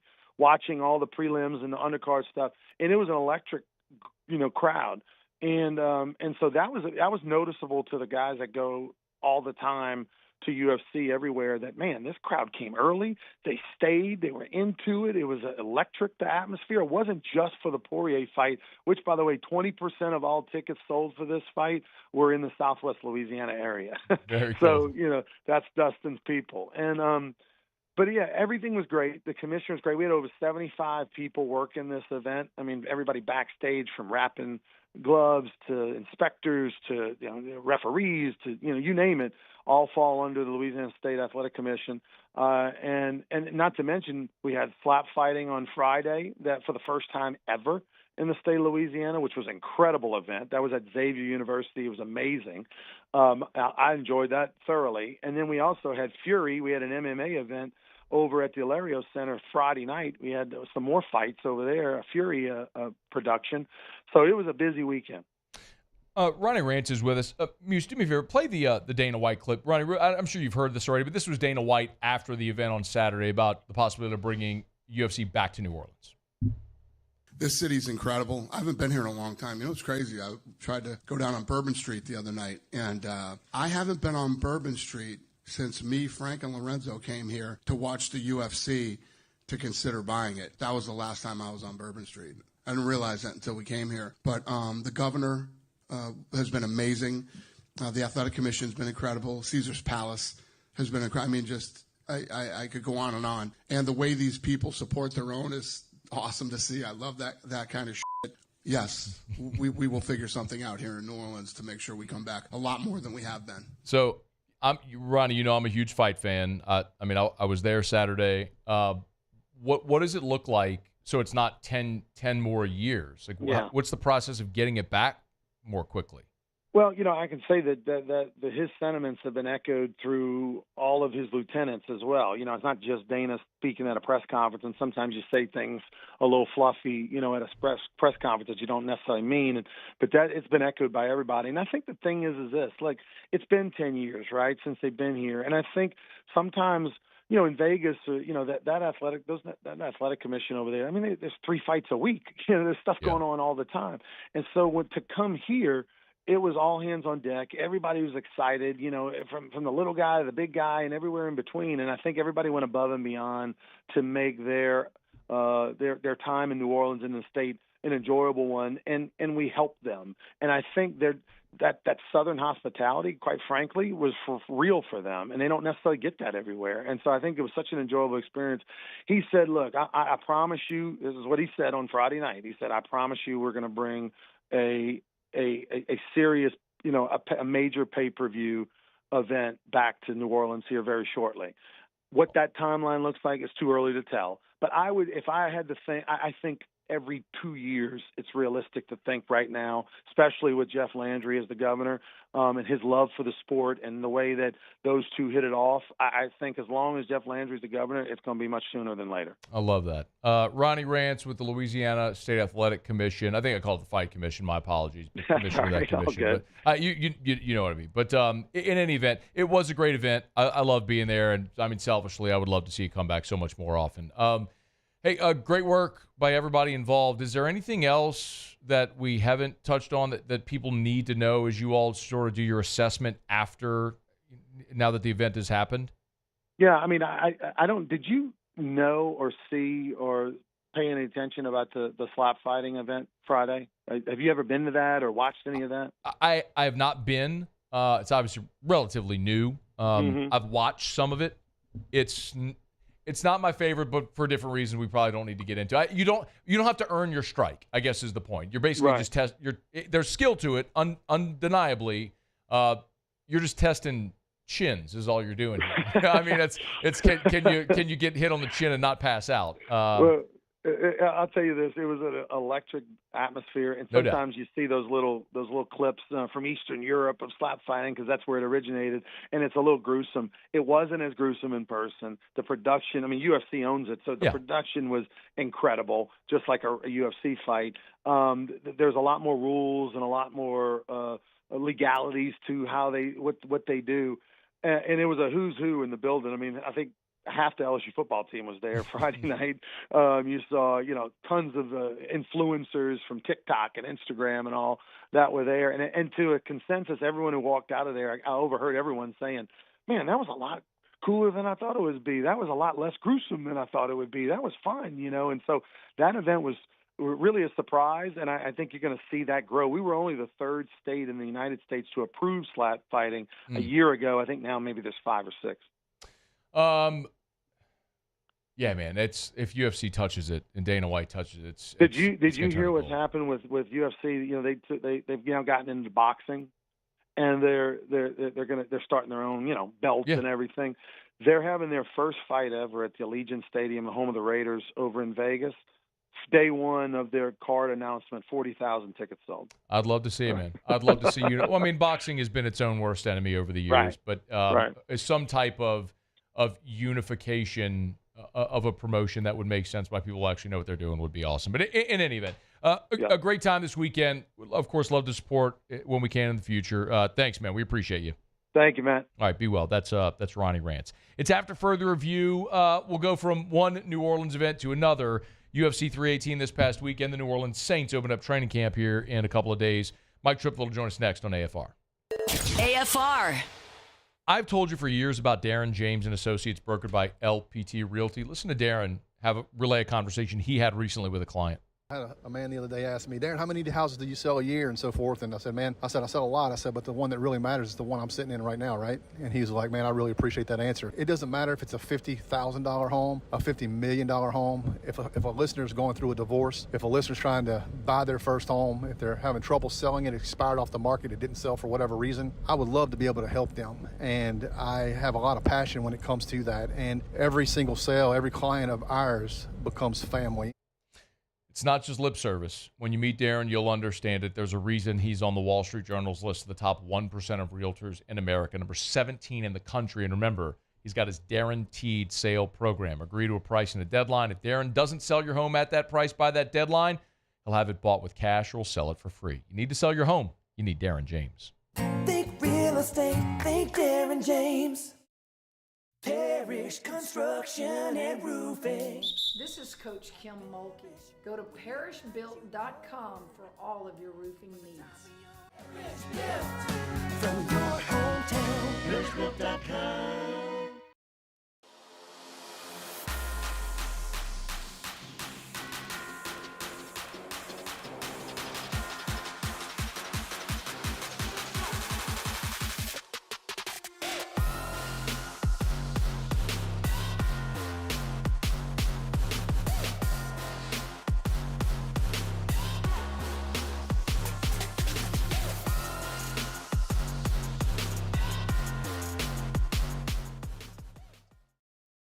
Family owned and community driven. Service Chevrolet Cadillac, a legacy you can trust since 1972.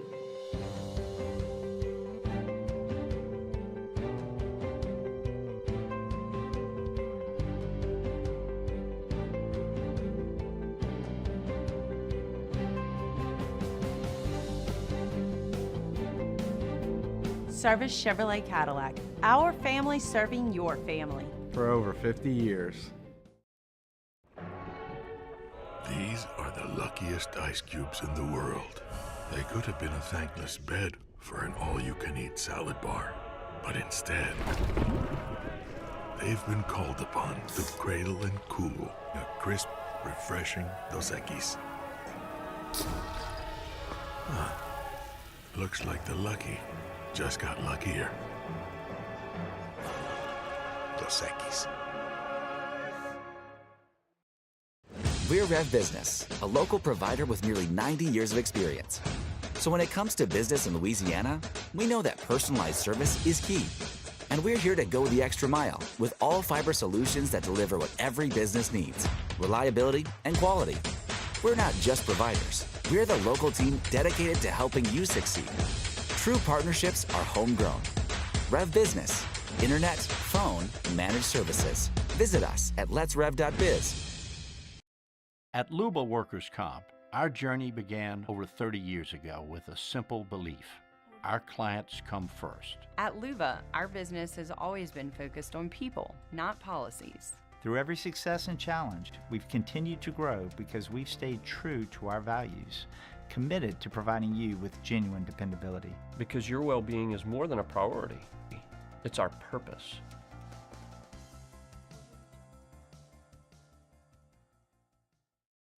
Looking for the ultimate game day experience? Come to the Queen Casino in Baton Rouge. Wall-to-wall TVs mean you'll see every touchdown in HD. Place your bets and feel the thrill of every play. After further review, presented by Relief Windows. Windows, doors, siding, and oh, we do shutters too.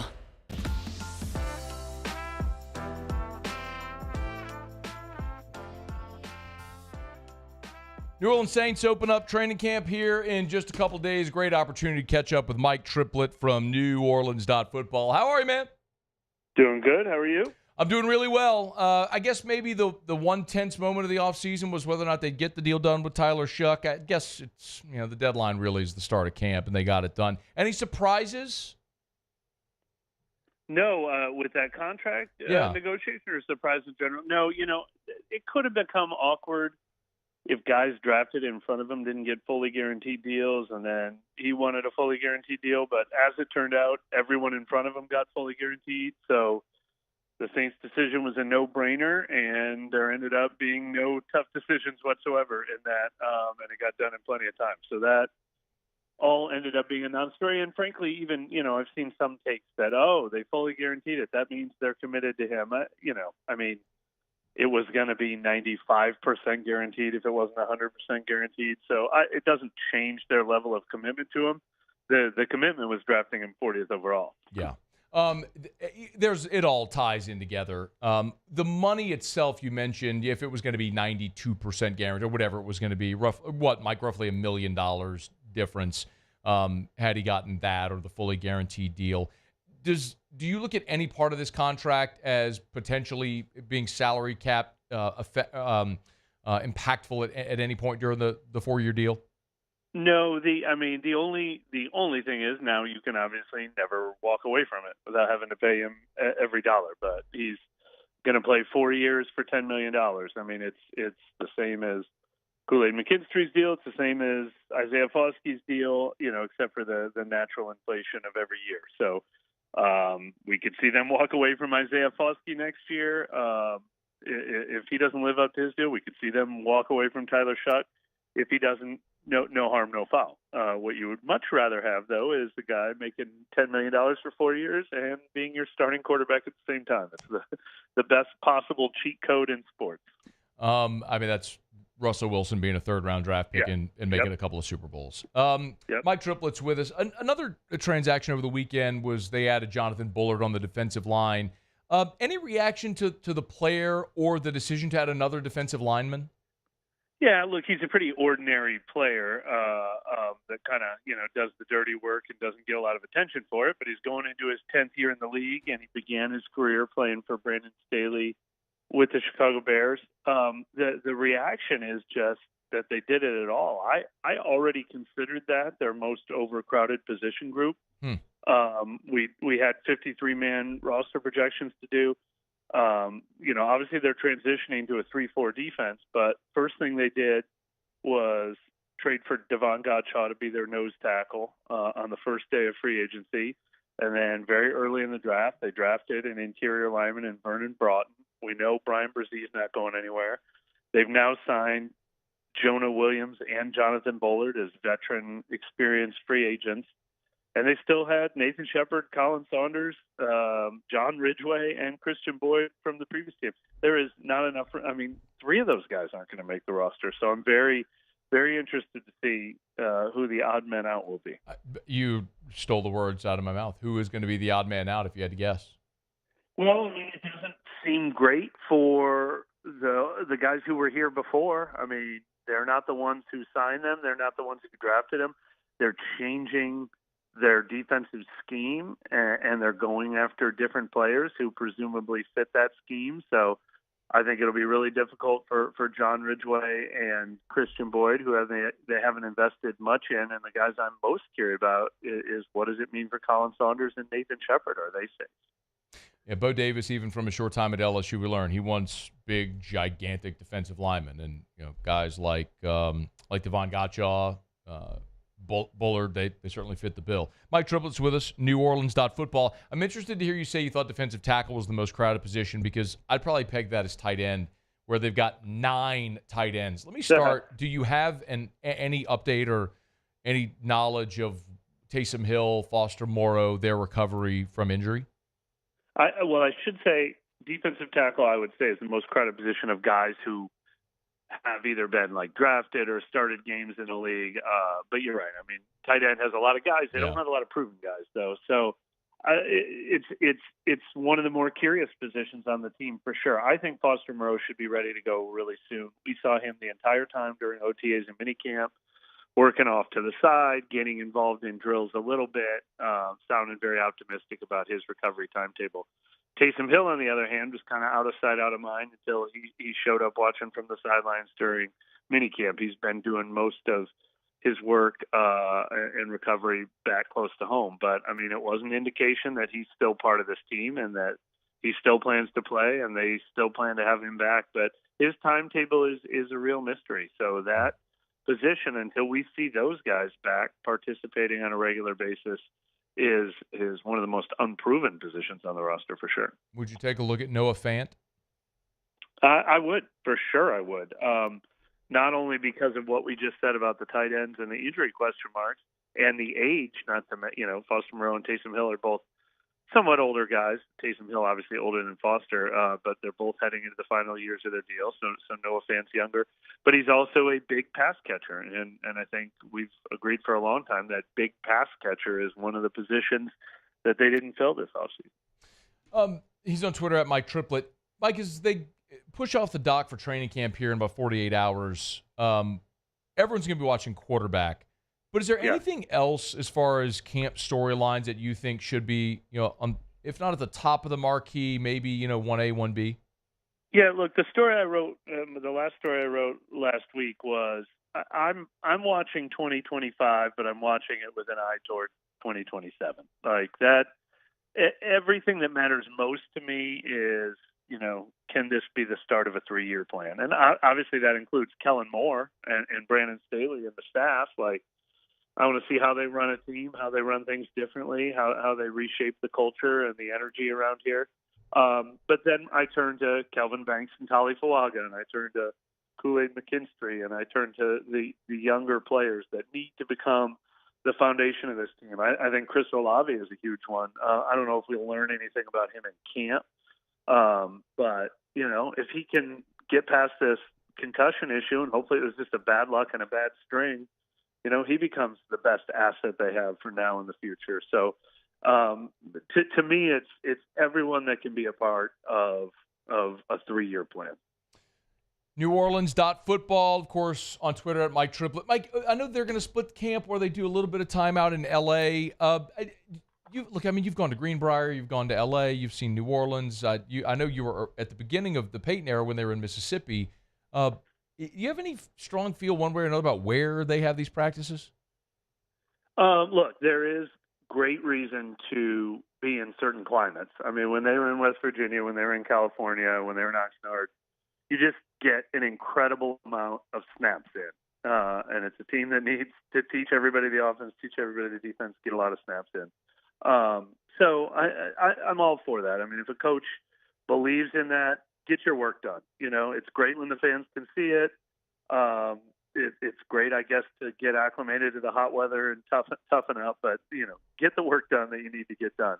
But I've never liked when they've gone for too long. Like, 2 weeks, 1 week, 10 days. I like that. Like, if I'm going to go away to training camp, I'm coming home before the first preseason game. I think they were away for a long time last year. You can't argue that they were ready for the season, though. They came out like gangbusters at the beginning of the season last year. But that would be my take on it. So this is probably a pretty good mix.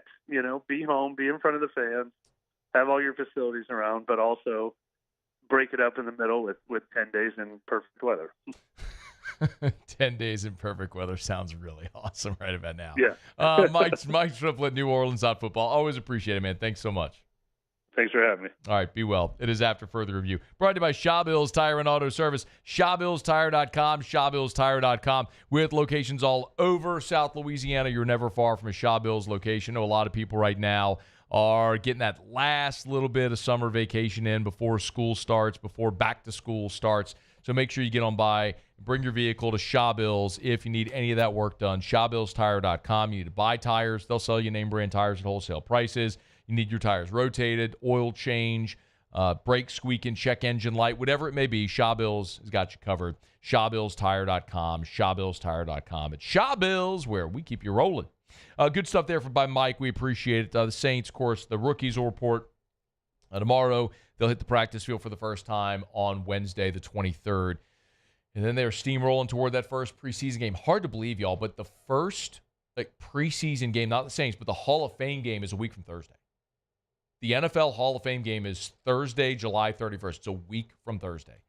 Could not be more excited to watch some football on TV. And I say it all the time, but it's through the lens of a sports talk radio guy. LSU baseball getting into the end of June is awesome for us because it's content to the end of June, and then you got the 4th of July, and then you're at SEC Media Day. So it's here, right? And then the Saints report, then LSU reports. It's here. But it just, for us, content-wise, great, but it also bridges the summer for sports fans. When you're that invested in a team, if you're still playing to the end of June, and then, man, you go on a family vacation, you blink, and football starts. So excited for it. We appreciate Mike. He'll be part of our coverage all throughout the Saints season, as well as he has been the last handful of years. So we always appreciate Mike Triplett for hanging out with us. All right, it's After Further Review. Speaking of LSU baseball, 3 more LSU Tigers have signed their professional contracts. So we'll take a look at what the baseball roster for 2026 is shaping up to look like a little bit here as we continue on AFR. AFR.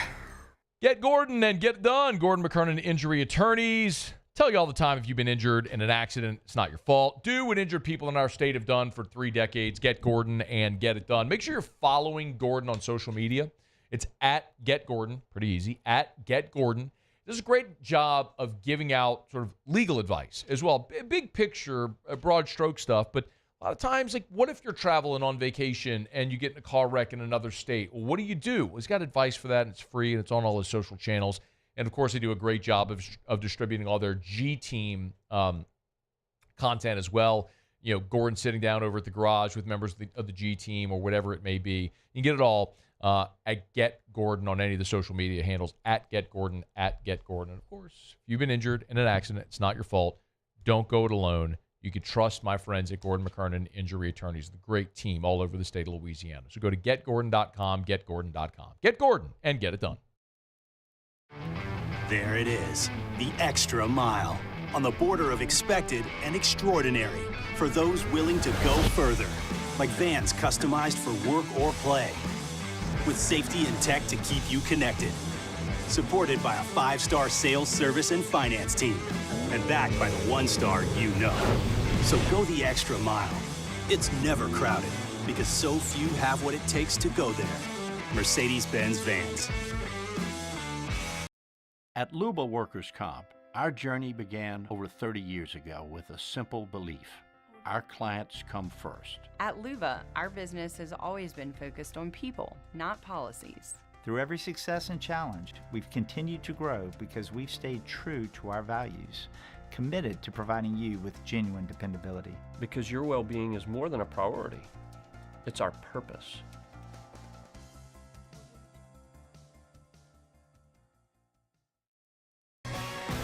With bold leadership and a growing population, Louisiana is rewarding excellence, attracting high-value companies, and fueling opportunity.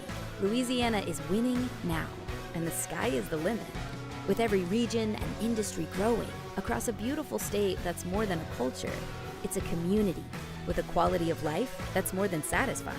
It's sustainable because the Louisiana you thought you knew is better than ever now. Come home, Louisiana. Businesses like yours are the soul of our community. You deserve someone who'll deliver the internet services you deserve. That's why local businesses rely on Rev Business, 90 years of building connections. Visit us at letsrev.biz.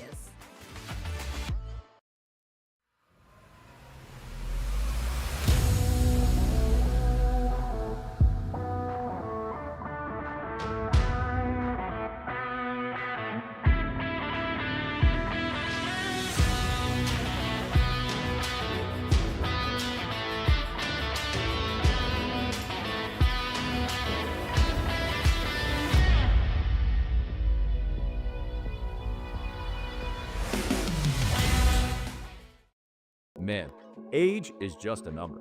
Don't let it dictate how you feel. Goodwood Men's Sexual Wellness has anti-aging services that can help you look and feel your best. Visit yourgoodwood.com and discover a renewed sense of vitality. At Atmos Energy, our Smart Choice solutions help customers save energy and emissions with rebates up to $500 off high-efficiency natural gas appliances, smart thermostats, and weatherization upgrades. Together, we're fueling our energy future.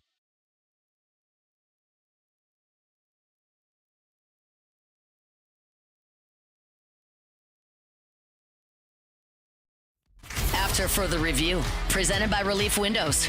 Windows, doors, siding, and oh, we do shutters too. Always appreciate Brandon Holly and the gang over at Relief Windows. If a 96-degree oppressive heat is causing your AC to work overtime, you want to make your home more energy efficient, call the friends at Relief Windows. Get some relief. Relief Windows and reliefwindows.com. Jay Johnson has the unenviable task of trying to rebuild a roster after winning a national championship. Of course, the great part of that is you won the national championship, but you lose everybody on your infield except your starting shortstop, and you lose a couple of key pieces there in the outfield. Ethan Fry, one corner spot. Well, I guess theoretically he was going to contend for a corner spot this year. But Jay Johnson is making his way through this whole process of portal, draft, who's gone, who's going to sign, who will be there. And we're starting to get a little bit of a clearer picture now. It was totally expected, but Chase Shores and Anthony Ianson both now have signed their professional contracts. Shores got about $2 million, and it's totally understandable that he would sign. And we talked about it a lot leading up to the draft, but he basically had a choice to make among two options. One was take about $2 million and go start your professional career, especially for a guy that had already had Tommy John, has been a part of 2 national championship teams, and now was on the mound recording the final out. Or you come back to LSU because you still have a year of leverage. Come back to LSU, you vie for a spot in the rotation, and if you show scouts that you can be a starter against the SEC in a high-level one, then next year you're Cade Anderson, and you're signing for $9 million. So that was a decision he had to make. Would he take the $2 million bird in hand, or would he go, or would he come back to LSU and bet on himself? And ultimately, hard to blame a guy for passing on, for taking $2 million. So Chase Shore signs, and the same with Anthony Ianson, as we knew he was going to be a one and done at LSU. He signed an over slot deal with the Boston Red Sox. Yeah, incredibly too. Briggs McKenzie is one of the guys we talked about. Briggs McKenzie slot value, that was one of the high school signees. Briggs McKenzie's slot value was just south of $500,000. He signed for nearly $3 million. He got the equivalent slot value of the number 32 overall pick. And it's just a further illustration of how different the Major League Draft can be. I know we say it often, but just as a reminder, that the top 10 rounds are the bonus slot pool rounds. So every team has a bonus pool of money that they can spend, but they can only spend it on those those top 10 round picks. And if you draft a guy who doesn't sign, that money goes away. You don't get to reallocate it elsewhere. So that's why we always say if a player is taken in the top 10 rounds, they've already agreed to the terms of their deal. Because if the team calls you, they'll say, hey, we're going to take you here. Would you accept X? And the answer is yes or no. If it's yes, they pick you. If it's no, they move on and draft someone else. So sometimes you have guys sitting there in later rounds that you weren't expecting to be there. Like, I believe it was the Braves who took Briggs McKenzie. It's just there's a guy that they weren't expecting to be there where he was. And so they moved around money and took him. Connor Ware was one of 2 guys that kind of had an interesting decision to make. So Ware, among those that remain unsigned, it was Connor Ware and River Hamilton, the freshman. And Hamilton went in the 11th round and Ware in the 15th round. And so for Connor Ware, remember, this was a guy who came in this season from junior college. And in the fall, he was outstanding. And it just never quite clicked for him this baseball season. And come to find out, he was managing a little bit of a back injury that limited him at times this year. So Ware was another guy that, in theory, had a decision to make. Do you come back to LSU, vie for a more consistent spot, maybe a rotation spot, or do you sign your professional deal and go begin your pro baseball career? Well, ultimately, that's what he did. As a 15th-round pick, signed his deal with the Mets. He announced it on his Instagram on Sunday. So Connor Ware is now gone. So the one we're really waiting on now, the one remaining really that we're waiting on is River Hamilton, who was taken in the 11th round. And my guess is that he's going to sign a pro contract, but we'll wait and see until it's official. So if you're just looking at the numbers as a whole, and Hunt Palmer did a great job. It's over at LouisianaSports.net if you want to look at Hunt's breakdown on it. There's 39 players on the roster right now for next baseball season. They're going to have to get down to 34 by opening day, but remember, there is a caveat. There's an asterisk. So under the House settlement, the NCAA allows for what is called a designated student athlete. To summarize this as simply as I can, if a player was going to be cut because of the new roster limit, the school can label him a DSA, a designated student athlete, and DSAs can count over the number. So really, there is no roster limit. To say it frankly. I mean, if you're at 39 and you'd have to get down to 34, Jay Johnson can look at 5 guys and say, hey, we're going to DSA you. And so they have the label of being a designated student athlete. So you don't have to cut anybody. I don't know what they're going to do because you'd still have to, whatever scholarship athlete, you still have to pay that scholarship money and whatever funding would have to be. I mean, they're going to have to make some decisions, but effectively they don't have to cut anybody if they didn't want to cut anybody. And the other thing, too, is if you're DSA'd, for example, as a freshman coming in, then you carry that DSA tag for the rest of your career no matter where you go. So for the next 4-5 years, whatever, 3, 4, 5 years, you are a DSA, so you can help any school's roster numbers wherever you may be it at LSU or if they transfer or vice versa. So just something to consider. You're going to hear that's going to be added to our vernacular as sports fans. You're going to hear DSA, designated student athlete. Just become used to hearing that because that's something that's not going away. So as of right now, if you look at the roster breakdown, 3 catchers with Cade Arambidi, who I think we're all assuming is going to be the starter, replacing Luis Hernandez. Eddie Yaman, who's a catcher, first base, third base, DH candidate. You transferred in from Dayton this year, took a red shirt, so he's back. Could very well be your backup catcher. And then Omar Cerna, who's the freshman, is one of the top 2, 1, 2, 3 catchers in the high school class coming in, bypassed the draft. He could be a backup catcher, could be a first base right-handed DH candidate as well. So just one to keep an eye on. You got 10 infielders outside of the 3 catchers, 5 outfielders with Stanfield, Brown, and Curiel back. Daniel Harden is an interesting one. If you're not familiar, Daniel's from Catholic High in Baton Rouge, and of course Catholic has an incredible baseball program. They won a national championship a year ago and have won back-to-back state titles. I'll spare you the loud Catholic High yell, but Daniel is an exceptional athlete, and he's an outfielder on those great Catholic High teams, but he also played football. And so as a baseball prospect, he was just a little behind because he wasn't committed 12 months out of the year to baseball. And so if you're not at those showcase events, you're not at all the off-season stuff, the fall ball, all that sort of stuff, you're not being seen as much by the scouts.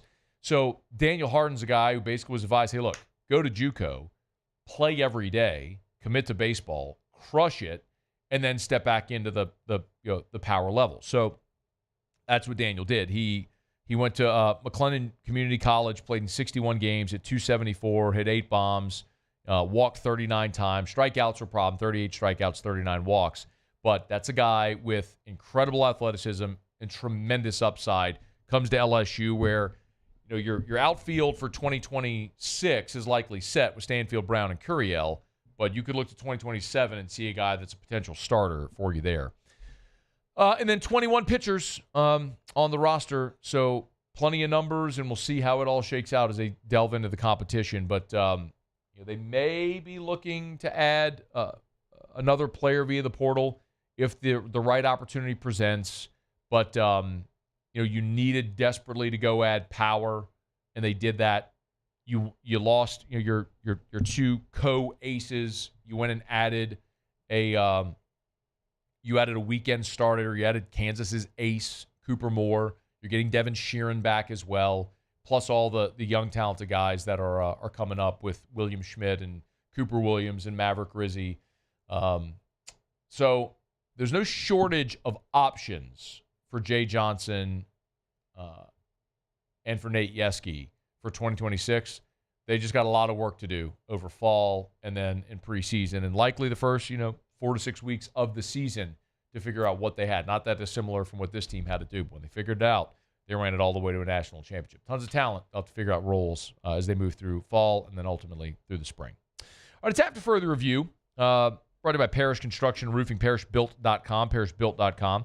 Tell you every day, do business with someone you know. That's me and Terrio and Richard Tilley and Joe Morales and Trent Davis and our whole staff. And we appreciate everyone so much who's giving us the opportunity. Got an awesome text just a bit ago, and I won't mention the name of the company, but our commercial roofing manager, Matt Pearson, sent us all a text that we were just awarded a large commercial roofing job today, and they heard us talking about it. And, yes, of course, at your home, any roof repair, replacement, we love to help you out. We can install gutters for you. We do soft wash, do all of it. But I want to remind you that we are a commercial roofing company as well. So if your commercial building needs a new roof or repair, you have any issues whatsoever, like, we have the best guy. We went and scoured the world and found Matt Pearson in Florida, and we brought him to Baton Rouge to be our commercial roofing manager. There's not a soul, I'm convinced, there's not a soul alive that knows more about commercial roofing than Matt Pearson. So if your commercial building is having any roof issues, roof repair, replacement, or you just need options, like, have a conversation. Trust me, have a conversation with Matt Pearson. You got something no one else could figure out, or you're trying to work out, is there a Band-Aid fix instead of a really expensive re-roof that could get you through some time? Like, Matt knows he knows everything there is to know about commercial roofing. So do business with someone you know, especially, if you're if you got a commercial roof and you need help, we'd love to help you out. Parishbuilt.com, parishbuilt.com. Do business with someone you know, Parish Construction and Roofing, parishbuilt.com. And yes, we serve the entire state of Louisiana, so we'd love to help. Okay, it's after further review. We usually do Tigers and the Pros when we wrap up hour number 2. We had Mike Triplett with us a bit ago, and we did talk about both Jonathan Bullard and the possibility of the Saints adding Noah Fant. I have thoughts on that I'll get to next hour. Also, Big Ten Media Days getting underway, as is ACC Media Days this week. And the Big Ten Media kind of maybe threw out a little bit of a surprise with who they projected as their conference champion. We'll talk about that in the next hour. We got a ton to do, man. Lots of football talk. Love this time of year. I'm glad you're hanging out. Stay with us. It's AFR. After further review. Is 96 degrees.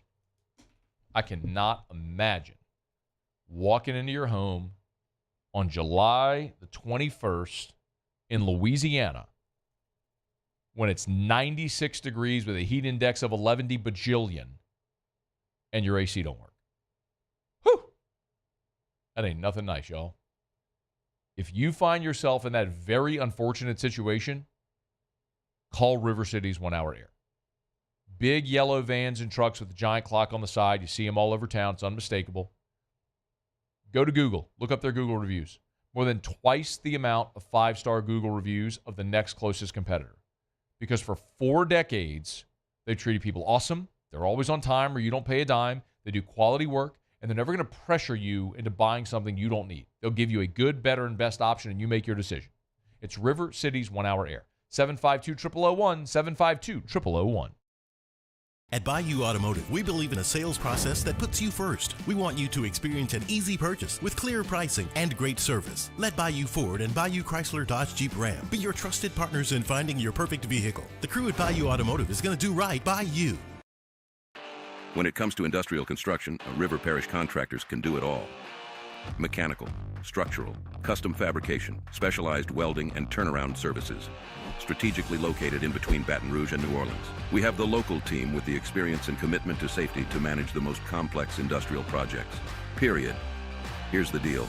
Partnering with us means your project is delivered on time, on budget, and most important, safely.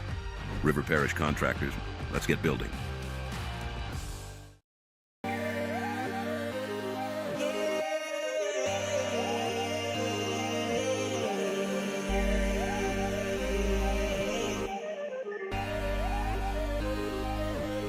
You gotta believe in a dream.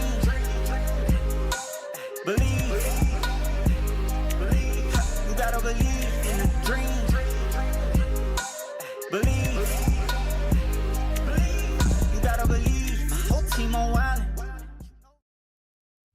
At Sunshine, we know what you see when you look at your land. Where others may see dirt, you see the foundation you've built your life on. This, it's hallowed ground.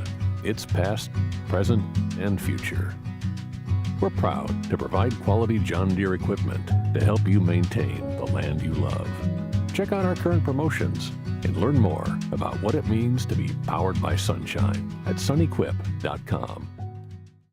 Gulf Coast Office Products is a nationally recognized Savin office equipment dealer based right here in Louisiana. Over 100 employees strong, Gulf Coast has the boots on the ground to support all vertical markets, from education, engineering, legal, and finance. With the latest in office technology, from desktop to production segment units, Gulf Coast and Savin have the perfect fit for you. Call 225-756-2644. That's 756-2644 for Gulf Coast Office Products. At Luba Workers' Comp, our journey began over 30 years ago with a simple belief: our clients come first. At Luba, our business has always been focused on people, not policies. Through every success and challenge, we've continued to grow because we've stayed true to our values, committed to providing you with genuine dependability. Because your well-being is more than a priority. It's our purpose.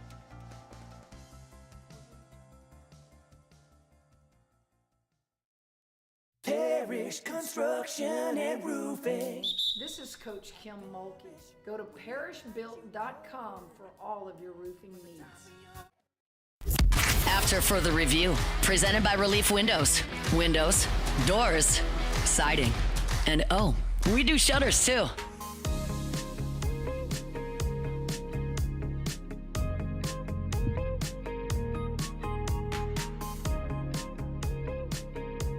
Tommy sent me a text on my text line, said, Matt, regarding your criticism about post-media days votes, while I generally agree with you, you would have more credibility if you had voted.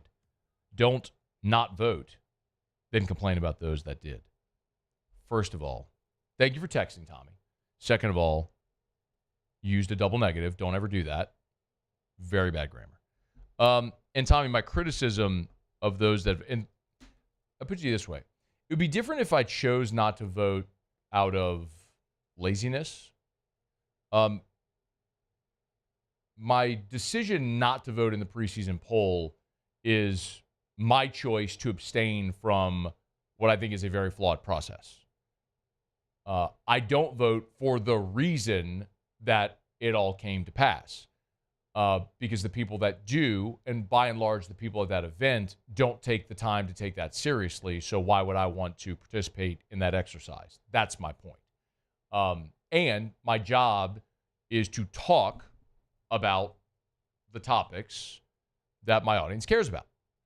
And so I'm not going to sit here, host this show, and the league releases the preseason order to finish, and I'd go without commentary. Of course I'm going to talk about it. I mean, of course I am. But I'm also going to share with you my opinion and why it's rooted the way it is and why I decide what to do. Like, I don't even talk about LSU. I mean, Missouri is the best example of that. The media picked Missouri 12th. They won 10 games a year ago, and look at their schedule. Look at their schedule. There's no way that team finishes 12th. They'll finish somewhere in the middle of the league. But most people who voted didn't bother to look at that, to look at schedules or who has what returning. They just looked at logos. It's honestly what Eli Drinkwitz was complaining about last week and why he lobbied for a 30-team playoff, because his team is never going to get the benefit of the doubt. I'm no Missouri homer. I don't think they're a great team. They played a really weak schedule and won 10 games because of it. They were 9-3 and won their bowl game. Okay. But he's right in that if they were 10-2 and Alabama was 10-2, and the committee had to make a decision of who's getting in, Alabama's getting in because of the logo. And same thing. If it were LSU and Missouri, LSU would get in because of the brand. So that's the point that I was making. And yes, I'll absolutely complain about it because it's my job to sit here and give you opinions. And that's my opinion. But thanks for listening. I appreciate it. And don't use double negatives. All right, Muso, Tigers in the pros. Tigers in the pros. They still bleed purple and gold. They're just really rich now. All right, Andy Reid met with the media on Sunday, kind of kick off Chiefs training camp. He announced that 3 players would begin the season on the PUP list, physically unable to perform. Among those was former LSU cornerback Christian Fulton. Fulton signed a 2-year deal with Kansas City back in March after spending the last season with the Chargers. While the injury was not specifically disclosed, Reed did say that the recovery time for Fulton, the Chiefs are hopeful that it is, quote, relatively fast. It being training camp, Fulton is eligible to be removed off of PUP and added back to the roster and begin practice at any time, as long as it's before the final cut down to 53. Grant Taylor on the bump a night ago in relief for the Chicago White Sox. It was a shutout inning of relief with 3 punch-outs. K's the side. He's been great so far in his first season with the big club. Cole Henry got the final outs for the Washington Nationals a night ago. They were getting destroyed, so it didn't really matter in context of the win. But he did throw a shutout 9th inning with a strikeout as well. He's bounced back after a couple of rough outings there for Grant Taylor. Paul Skeens, he's on the bump tonight for the Pittsburgh Pirates as they face the Detroit Tigers, one of the best teams in Major League Baseball. Skeens is 4-8 with an ERA just north of 2. He's punched out 131 in 121 innings pitched. I'm sure he'll pitch great. The Pirates will score no runs, and they'll lose, and Skeens will get a no decision. And then lastly, in the WNBA All-Star Game over the weekend, Angel Reese played 17 minutes. Been dealing with a little bit of a leg injury, but managed 6 points and 9 boards. That's Tigers in the Pros. Presented by Lee Michaels Fine Jewelry. You know what Angel Reese did after she beat Caitlin Clark in the Natty? She did one of these. She's pouring at the ring.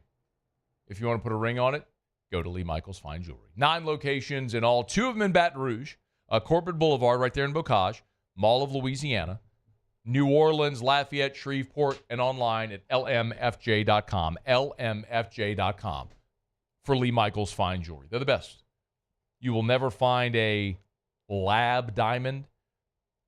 You will only find diamonds from the finest mines in the world when you go into Lee Michaels Fine Jewelry. Every diamond is hand inspected by a family member before it goes into the case. You want something that you'll take pride in, that'll make you a hero, that she will love, that you'll proudly pass on to generations of your family. You want Lee Michaels Fine Jewelry. lmfj.com. lmfj.com for Lee Michaels Fine Jewelry. I appreciate y'all for hanging out with us here on this Monday edition of AFR.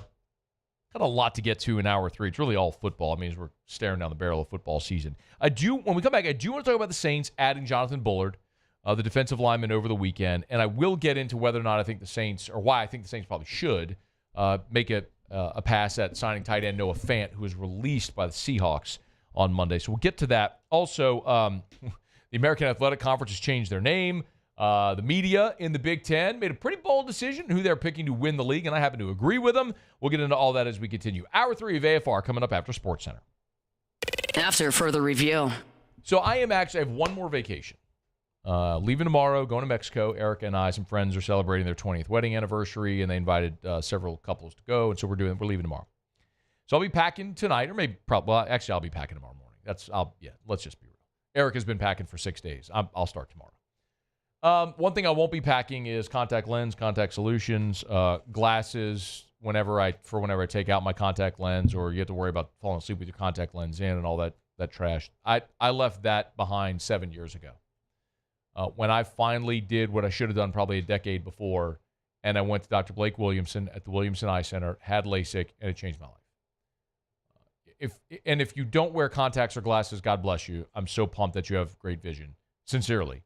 But if you do wear contacts or glasses, you know exactly what I'm talking about. Imagine being able to wake up in the morning, open your eyes, and just see. Every day, always. It's an incredible gift. You can make it happen at the Williamson Eye Center. Bayou Chrysler Dodge Jeep Ram is taking $22,500 off MSRP on the brand new 2025 Ram 1500 Laramie with $22,500 off MSRP with a complimentary 7-year powertrain warranty that comes with all new Bayou Automotive vehicles. If you need sales or service, the crew at Bayou Automotive is going to do right by you. At Luba Workers Comp, our journey began over 30 years ago with a simple belief.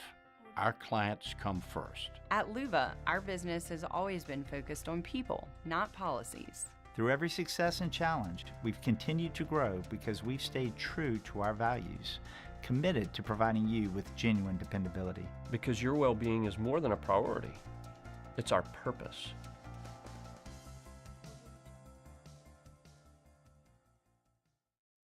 Parish Construction and Roofing. This is Coach Kim Mulkey. Go to parishbuilt.com for all of your roofing needs.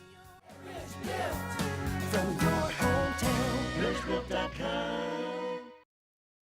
The Windsor Senior Living Community in Mandeville, Louisiana is a beautiful, vibrant apartment community geared towards seniors.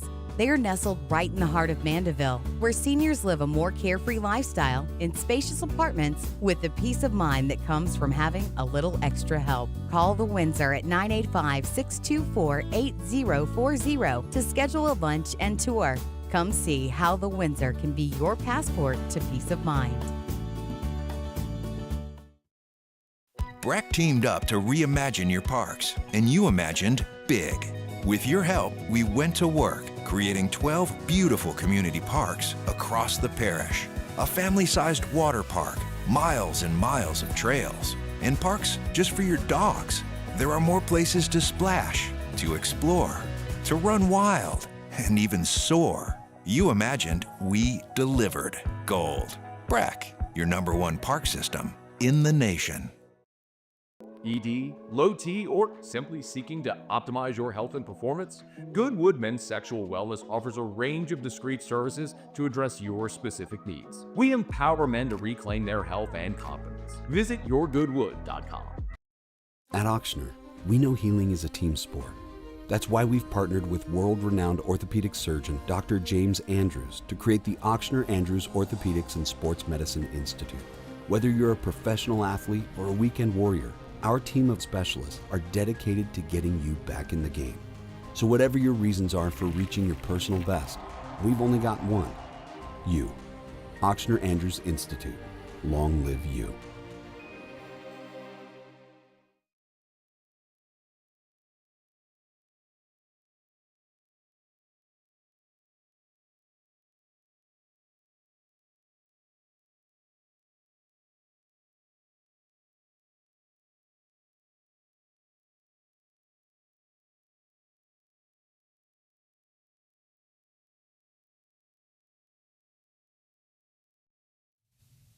This is SportsCenter. I'm Christine Lisi. The Clippers welcoming back Chris Paul for a third stint with the team. ESPN's Shams Charania reports the sides agreed to a deal for his 21st and final NBA season. Along with Bradley Beal, Paul's among the offseason additions for the Clippers to play alongside Kawhi Leonard and James Harden. LA, though, still is not a title contender in the Western Conference, believes ESPN NBA analyst and NBA champion Kendrick Perkins. Those guys are great when it comes down to being offensively good, but defensively you're going to have to get stops, especially in the stacked Western Conference when you got elite perimeter play all across the board. I just see this team having a really good regular season and being a tough out in the postseason, but not legit title contenders in my eyes. NFL star pass rusher Micah Parsons reported for Cowboys training camp today. It's not clear at this point if he'll participate tomorrow when the team begins workouts as he awaits a long-term extension. Packers right tackle Zach Tom agreed on a 4-year, $88 million extension, $30 million signing bonus, largest in NFL history for an interior offensive lineman. ESPN Radio is presented by Progressive Insurance. Progressive can help you protect your home, auto, boat, motorcycle, ATV, and RV, and more. And if something wasn't mentioned that you had in mind, find out if it can be covered at Progressive.com or 1-800-PROGRESSIVE, because it probably can be. Matt Moscona. I'm very important. After further review. Say it one more time. After further review with Matt Moscona. And here we go. Live from the Mercedes-Benz of Baton Rouge studio. Let's ride! Oh!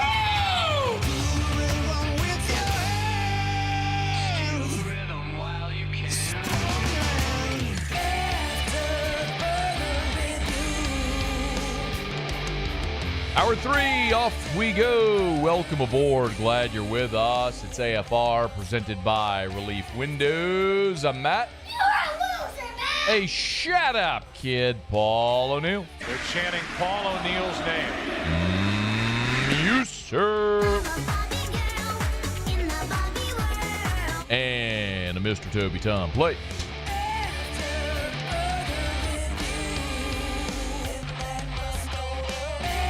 All right, we're here. Glad you are as well. 5 o'clock, quitting time. Glad you're driving home with us. A lot to do here in hour number 3. I do want to get to a conference changing its name and the media in the Big Ten picking their preseason conference champion. And boy, this catch a lot of people by surprise? Get to that in 15 minutes from right now. The New Orleans Saints signed Tyler Shough over the weekend. That's awesome news. They also added another defensive lineman. If you missed the news, veteran defensive tackle Jonathan Bullard has agreed to a deal with the New Orleans Saints. NFL Media's Mike Garafolo reported the signing on Saturday afternoon on Twitter, X. Bullard is 31 years old, spent the last 3 seasons with the Minnesota Vikings, started all 17 games each of the last 2 years. So despite the fact that in his age 30 and 31 seasons, he was getting old, still started every game. So very durable at this point in his career. He's played in 116 career games. So a veteran and a guy that's really good against the run on a team that was really bad against the run a year ago. The New Orleans Saints were second worst in the NFL last season, 31st in rush defense.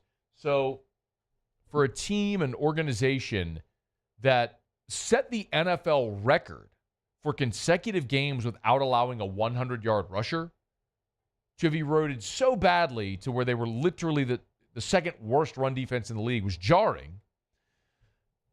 And they're working to fix it. Bo Davis is in now as the new defensive line coach. Of course, it's Brandon Staley's defense. And whenever there can be an intersection of Brandon Staley's defense and what Bo Davis wants at defensive line, it's going to be generally a good thing. And what I mean there, Staley is running a 3-4, and Bullard started his career in Chicago with Brandon Staley. And Bo Davis, meanwhile, wants really big defensive linemen. So if we kind of unpack both of these a little bit, for example, this was Jonathan Bullard back in 2021. This was in the summer of 2021, talking about what he learned during his time in Chicago, where in part he was working under Brandon Staley. Well, I was a young guy coming in. I learned a lot from Akeem Hicks. He was a good leader, obviously a heck of a player. That's just when I had first started, just learning the game. Still, you can never learn too much. I had a great guy in the room to learn from. So, I just learned how to work from them guys, and, I just applied it for all these 5 years. So keep in mind, he was a rookie in 16. So he was in Chicago in 16, 17, 18. And then the next 3 years, he was with a different team each year. Went Arizona, Seattle, Atlanta. And now the last 3 years, he's been in Minnesota. So early in his career, he was with Akeem Hicks and guys like that. It kind of illustrates the style of defense that Brandon Staley wants. So you have a guy here in Bullard who played under Brandon Staley. So obviously you get the cosign by the defensive coordinator. And then there's Bo Davis, who Bo Davis is, of course, the Saints defensive line coach. But even you can just look at what he did during his time coaching in college, either at Alabama or just this last year at LSU. What is the hallmark of what Bo Davis wants? Gigantic defensive linemen. Like he went and got Sadir Mitchell from Texas, who's a 350-pound interior defensive lineman. Remember, the Saints drafted Vernon Broughton from Texas, who was recruited by, signed under, played under Bo Davis. He's 6'4", 305. Big, gigantic interior players. That's what Bo Davis wants.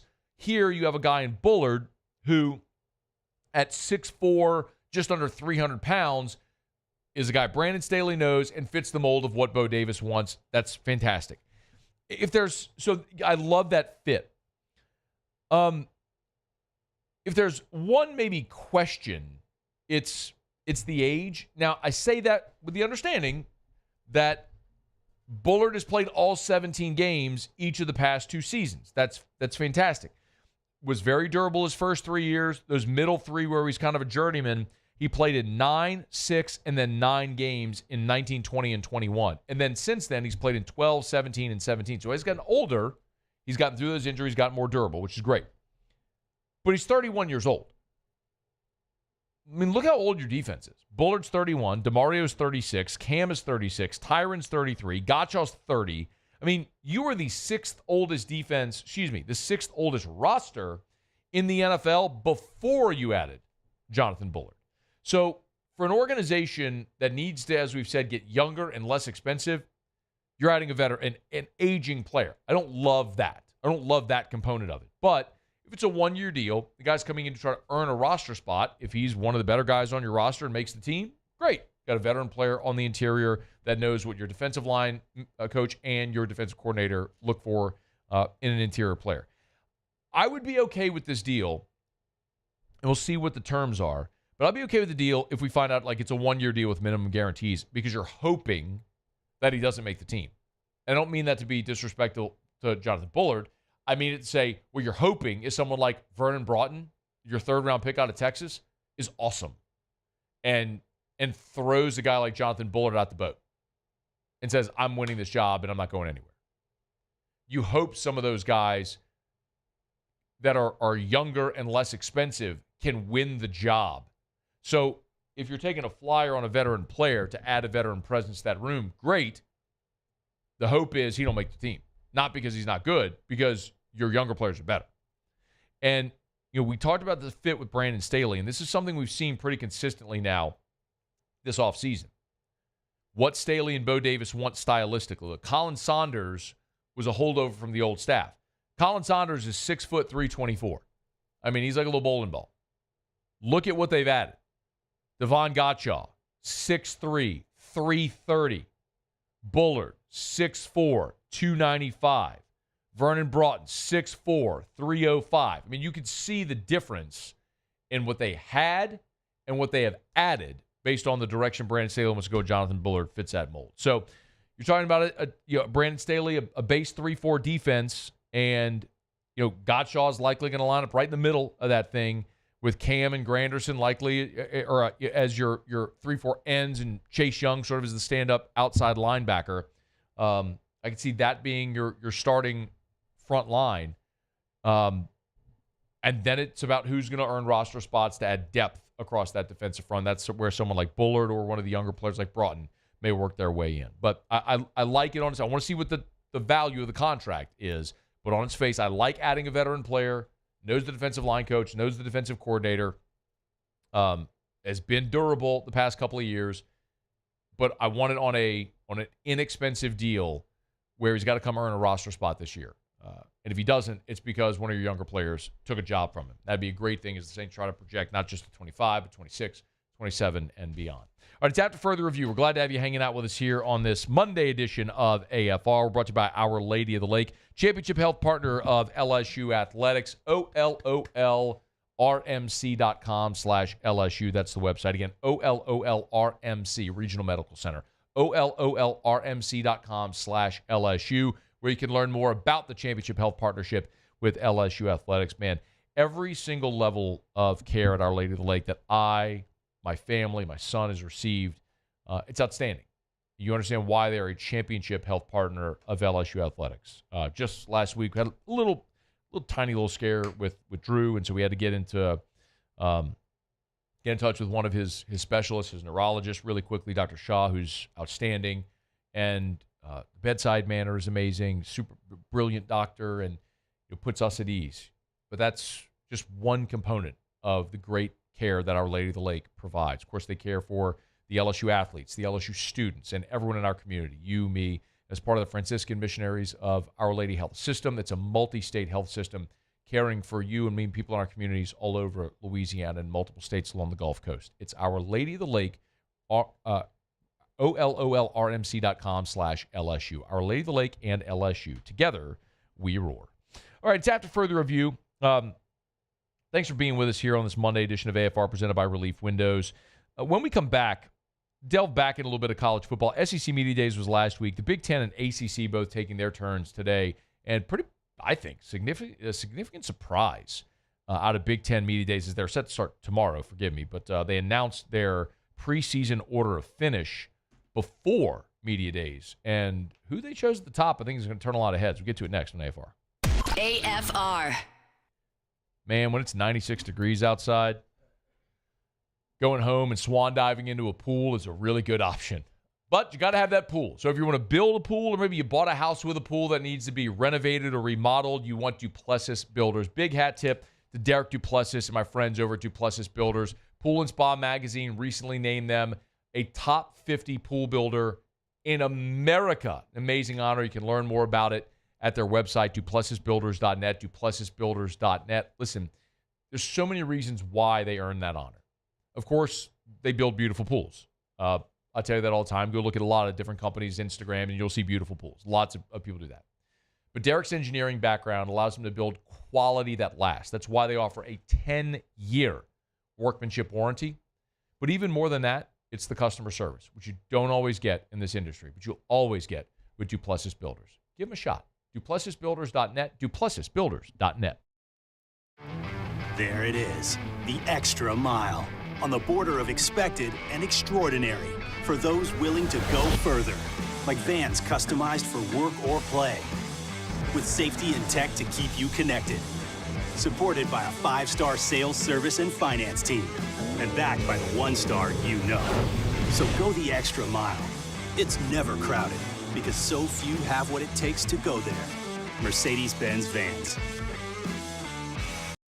We typically think of stress as being bad for us. At Our Lady of the Lake and LSU, we are researching how certain types of stress, such as exercise, can be good for our immune health.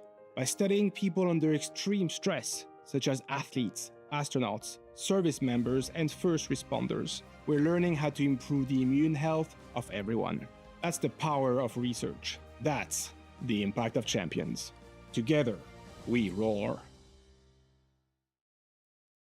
Gulf Coast Bank and Trust is giving our customers the power to bank anywhere, anytime during this challenging event. And we're right there with you. Our mobile banking app is a smart way to manage your money and time. Gulf Coast Bank and Trust, the bank that cares about you. With bold leadership and a growing population, Louisiana is rewarding excellence, attracting high-value companies, and fueling opportunity. Louisiana is winning now, and the sky is the limit. With every region and industry growing across a beautiful state that's more than a culture, it's a community with a quality of life that's more than satisfying. It's sustainable because the Louisiana you thought you knew is better than ever now. Come home, Louisiana. Businesses like yours are the soul of our community. You deserve someone who'll deliver the internet services you deserve.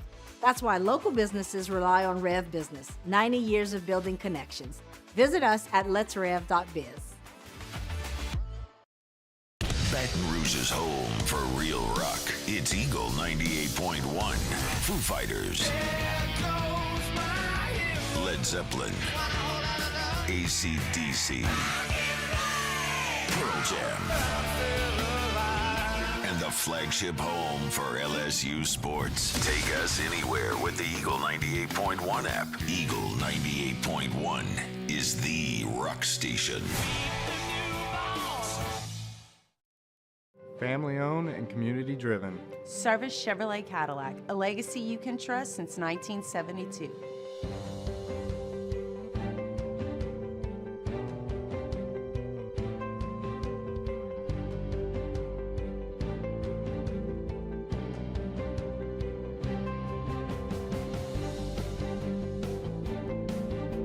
Service Chevrolet. After further review, presented by Relief Windows. Windows, doors, siding, and oh, we do shutters too.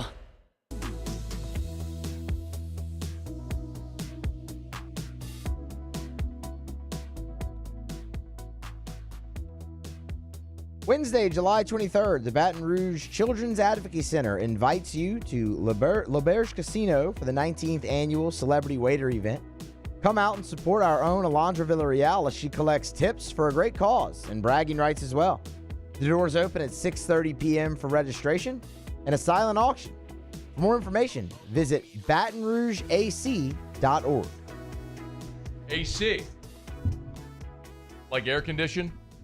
Like advocacy center, but yeah, like air conditioned too. We need some AC in here. Get River City's 1 hour air on the line. Y'all always complain about being cold in here. I'm sweating in here today. Yeah, I'm fine. I actually still have my jacket on. Like I'm comfortable. I'm okay. It's hot in here today, dude. It's hot. Like just walk in the hall, it feels very nice. In here, it's hot. You want to talk about hot? How about this hot take from the American Athletic Conference? I beg your pardon, from the American Conference. That's right. The AAC is no more. The AAC has ditched the acronym AAC, and they've added a mascot. I think it's a first of its kind for a conference to have a mascot. It's an eagle whose name is Soar. Not S-O-R-E. S-O-A-R. Soar. There he is. I kind of like the mascot, I'm not going to lie. That's strong, man. You know, when I told you give me some American music, I don't hate that you did this, but I kind of hate that you did this. Okay, it's because real hair. Hold on. It adds way too much cool factor to this. Okay. I mean, everything American's going to... I get it. But they're calling themselves the American, which everybody already did anyway. So It's like they hired a consultant to come up with this. It's like, oh, you mean the thing that everybody already did? Save your money. Just look at Twitter, idiots. This is basically the old Conference USA. Like when all the AAC teams got poached for the Big 12 and the wherever else they went that nobody knows or cares anymore. Sun Belt? No. The Fun Belt? The Sun Belt's lower. Oh, yeah. So it'd be like the ACC or the Big 12. Okay. So when the American got poached by the Big 12, Cincinnati, UCF, SMU. Houston, SMU, the American then went to Conference USA and took all their schools. True. Like, Conference USA and the American continues to be illustrative of crappy football. Can the nation please have its name back? I'm going to get Muse say, Can the nation have its name back? I don't feel like it's a real... I don't feel like it's an unreasonable request. Can you call yourself the Eagle Conference? You can keep the stupid mascot. I'll get you a... It's not about if it sounds good, Muse. It's gotta sound Nothing good. sounds good. I Everything guess else it does. is geographic. It's regional. The Southeast, the Big 12, who cares? The North, who cares? Atlantic Coast. You think the Atlantic Coast Conference sounds awesome? No, it doesn't matter. It's just a name. It flows. It doesn't matter is the point. It doesn't matter if it's, you say it doesn't sound good. It doesn't matter if it sounds good. It doesn't matter at all. 15-member American sent 8 teams to bowl games last season. Oh, they won the Bowl Challenge Cup with a 6-2 postseason There record. we go. Look at them. They're coming. They're coming. They ain't backing down either. The American. Can you name any bowl game that any team in the American won last year? The Cure Bowl. They won the Cure Bowl. Nope. Yep. Let's see. They won the Beef O'Brady's Bowl. Is that still a thing? That's not a thing anymore. It's not a thing anymore? The American. Idiots. You could say their teams are proud to be an American. Until they get a better offer, and they're gone. They'd immigrate to another conference. Yeah, that too. If they had the opportunity. They would do it. They wouldn't be in the American anymore because they would be in a different conference. Like with Cincinnati and Houston and who? SMU and Cincinnati. Right, come on, it's been too long. Come on now. I mean, that's been 6 years. I don't know how many So people good. even remember that. Doesn't matter. It's still good. So anyway, no longer the AAC. It will heretofore be known as the American Conference, which I think is what we all called it anyway. The Big Ten, which is a legitimate conference, has the media voted on their preseason champion. I found it interesting. We'll get to that here in just a second. Brought to you by Parish Restoration. ParishRestoration.com. ParishRestoration.com. They'll come by. They'll spray that patented non-toxic dry fog treatment. It's easy. They have these big Sprinter vans with the hoses all in them. So pull up to your house, your office, whatever, and they'll just pull them on in. Spray that dry fog treatment. You'll get into every nook and cranny. Kill all the mold, the viruses, all the way down to the spores. They'll shut the doors and windows, let it dwell. Remember, it's a patented non-toxic. Means it's safe for your family, for your pets, for your plants. Non-toxic. It's a dry fog, meaning you don't have to cut sheetrock or pull up carpet. It's dry. It's not going to ruin all your stuff. It's better. It works better. It's more efficient, more effective. It's Parish Restoration. Get a quote, parishrestoration.com, parishrestoration.com, parishrestoration.com. The Big Ten 15 years ago ceased with the practice of doing a preseason order of finish. So the league doesn't organize it. So 15 years ago, when the Big Ten decided they were going to stop putting together preseason, champion order of finish, Cleveland.com said, okay, we'll do it. So Cleveland. There it is. In this instance, Cleveland actually did a good thing. Cleveland.com. Cleveland.com put together the Big Ten preseason poll. So they go to the now 18 markets that cover the Big Ten, and they have a media member from all 18 markets, and then several national media members that cover the Big Ten as well. And they get a vote. So there were 24 voters in this poll. And it's basically give us your projected order of finish.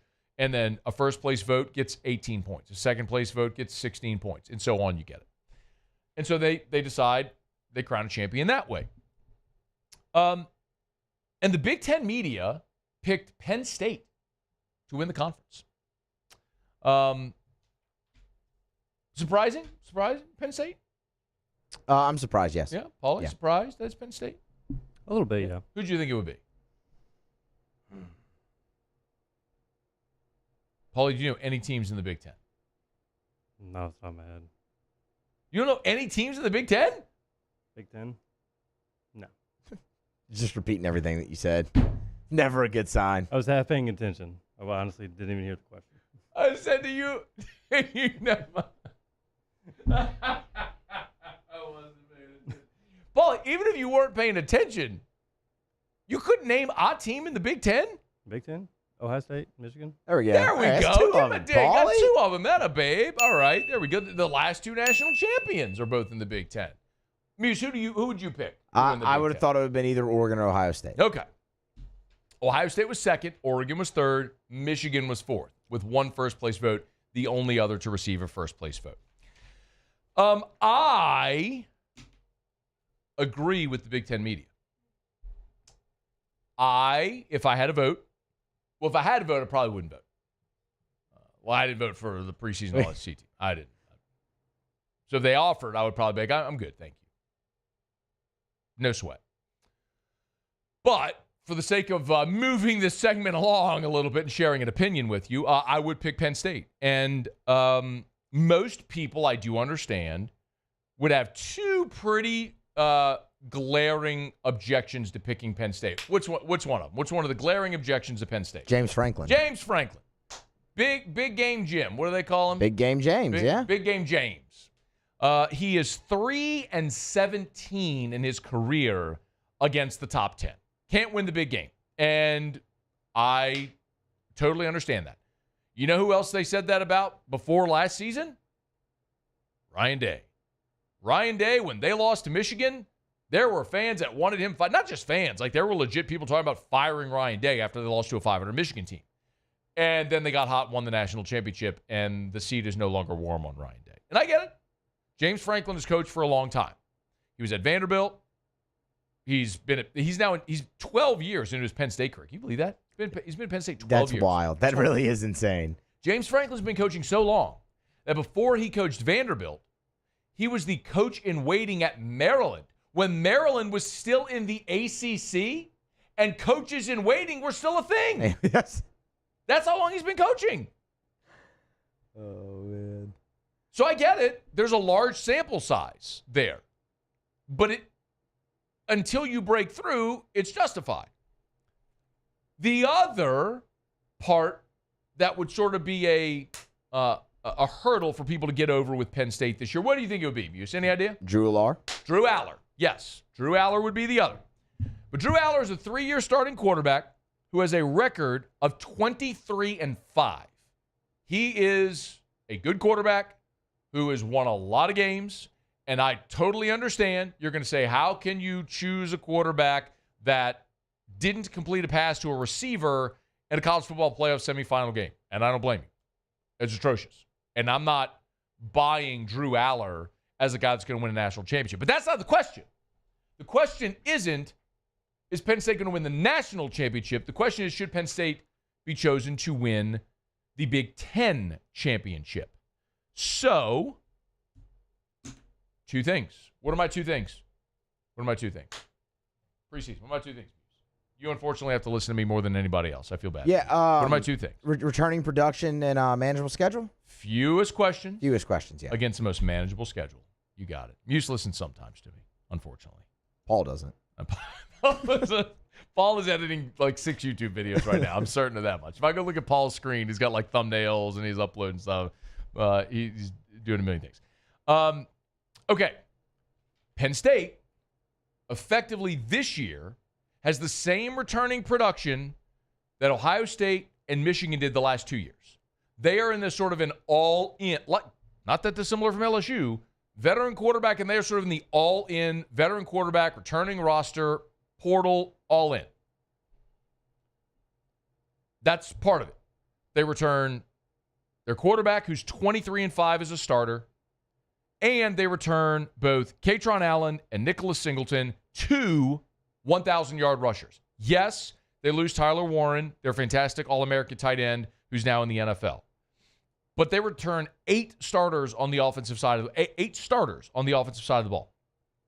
And do you know who their defensive coordinator is now?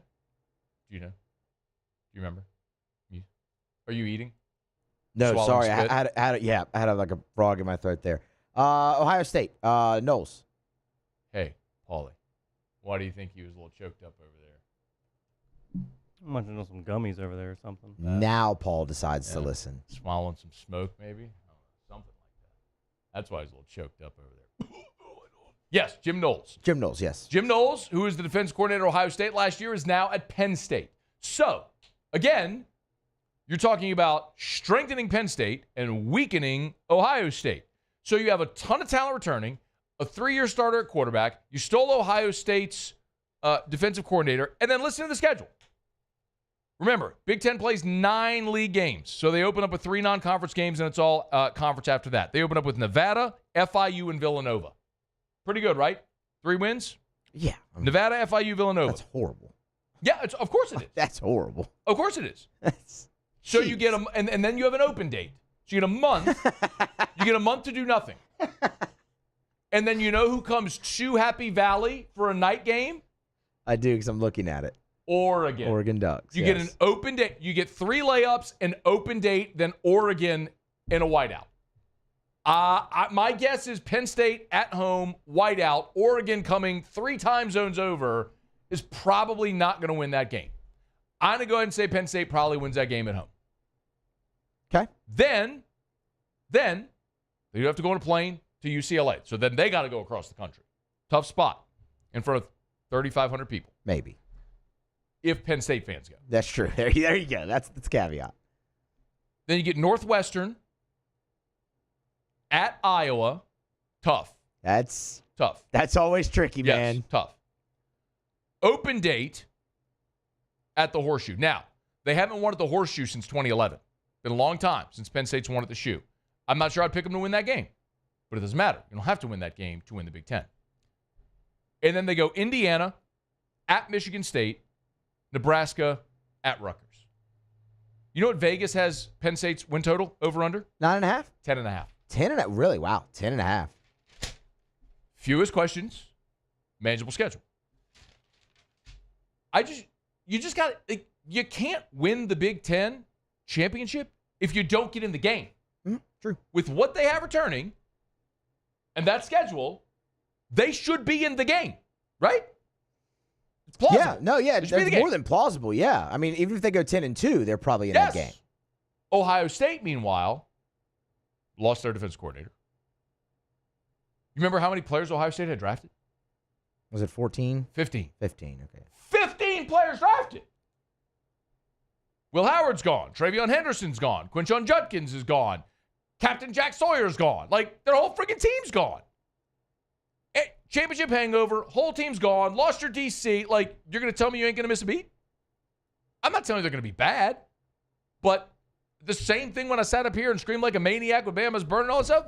Same thing. You don't get to lose 15 starters, your DC, and just not miss a beat. I mean, unless you're coached by Nick Saban, which Ryan ain't Nick Saban. Nobody is. So I think it's plausible to think Ohio State takes a step back this year.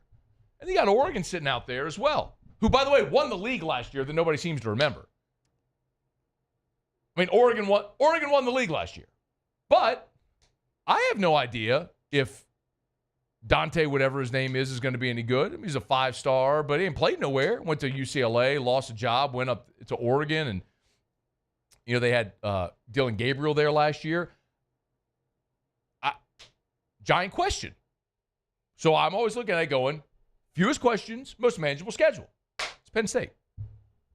Now, I fully expect if they win the Big Ten, get in the playoff, they'll face a top 10 team, and then they'll lose because that's what James Franklin does. Right? He loses in big games, and Drew Aller won't complete a pass to receiver, and that'll play. But that's not the question.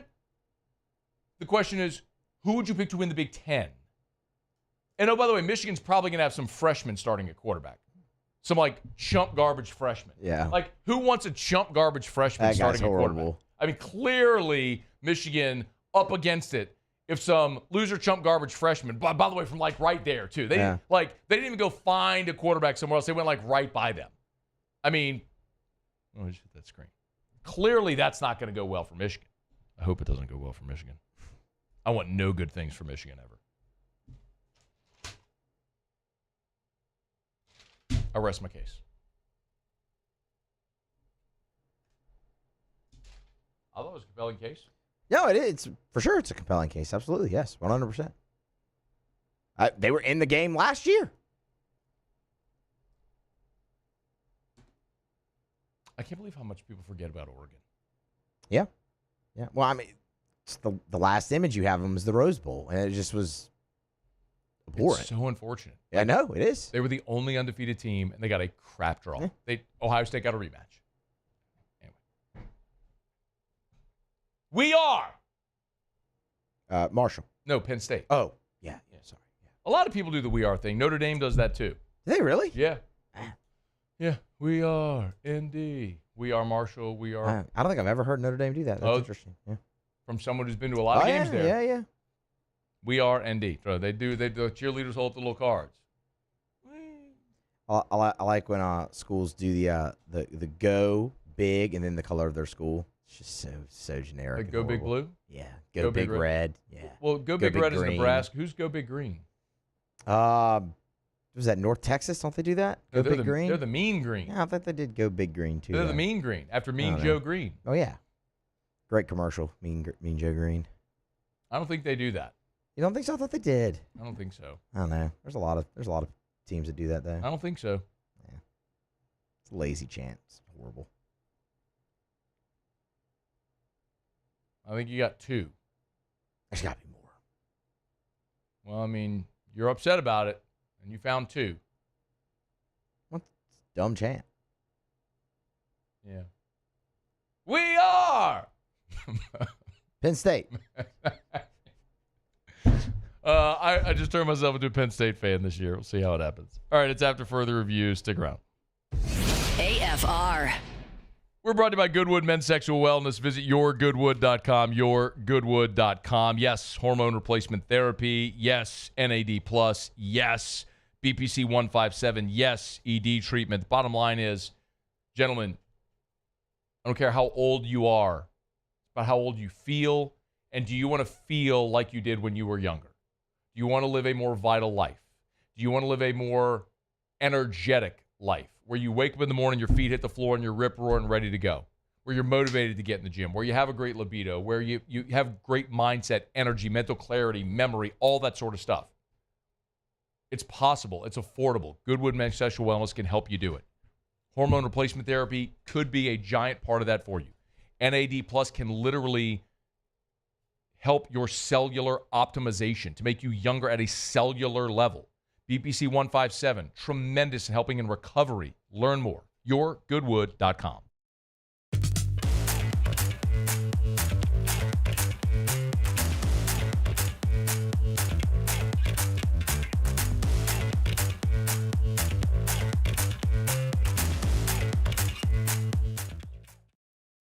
It's not just a game, it's a religion. You've got your team colors, team swag, and now your very own website, LouisianaSports.net. Everything LSU, Saints, and Pelicans. Sports on demand. In-depth coverage by sports writing pros with continuously updated news. And with the LouisianaSports.net newsletter, you get pinged directly with top trending stories. Best of all, now and always, no paywall. It's free. LouisianaSports.net, powered by 104.5 ESPN Baton Rouge. Your home for Louisiana sports. These are the luckiest ice cubes in the world. They could have been a thankless bed for an all-you-can-eat salad bar. But instead, they've been called upon to cradle and cool a crisp, refreshing Dos Equis. Looks like the lucky just got luckier. Dos Equis. We're Rev Business, a local provider with nearly 90 years of experience. So when it comes to business in Louisiana, we know that personalized service is key. And we're here to go the extra mile with all fiber solutions that deliver what every business needs: reliability and quality. We're not just providers. We're the local team dedicated to helping you succeed. True partnerships are homegrown. Rev Business, internet, phone, managed services. Visit us at letsrev.biz. At Luba Workers' Comp, our journey began over 30 years ago with a simple belief: our clients come first. At Luba, our business has always been focused on people, not policies. Through every success and challenge, we've continued to grow because we've stayed true to our values, committed to providing you with genuine dependability. Because your well-being is more than a priority. It's our purpose.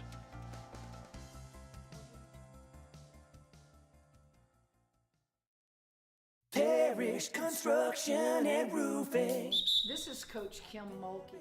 Go to parishbuilt.com for all of your roofing needs. From your hometown, parishbuilt.com. Men, age is just a number. Don't let it dictate how you feel.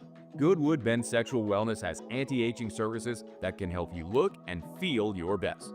Visit yourgoodwood.com and discover a renewed sense of vitality.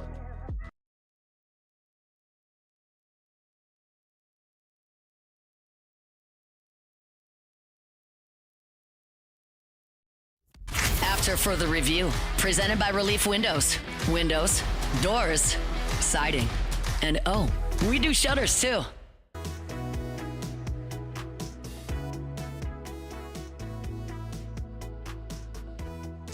The Saints will open up training camp on the 23rd, and tight end is going to be certainly a position to watch.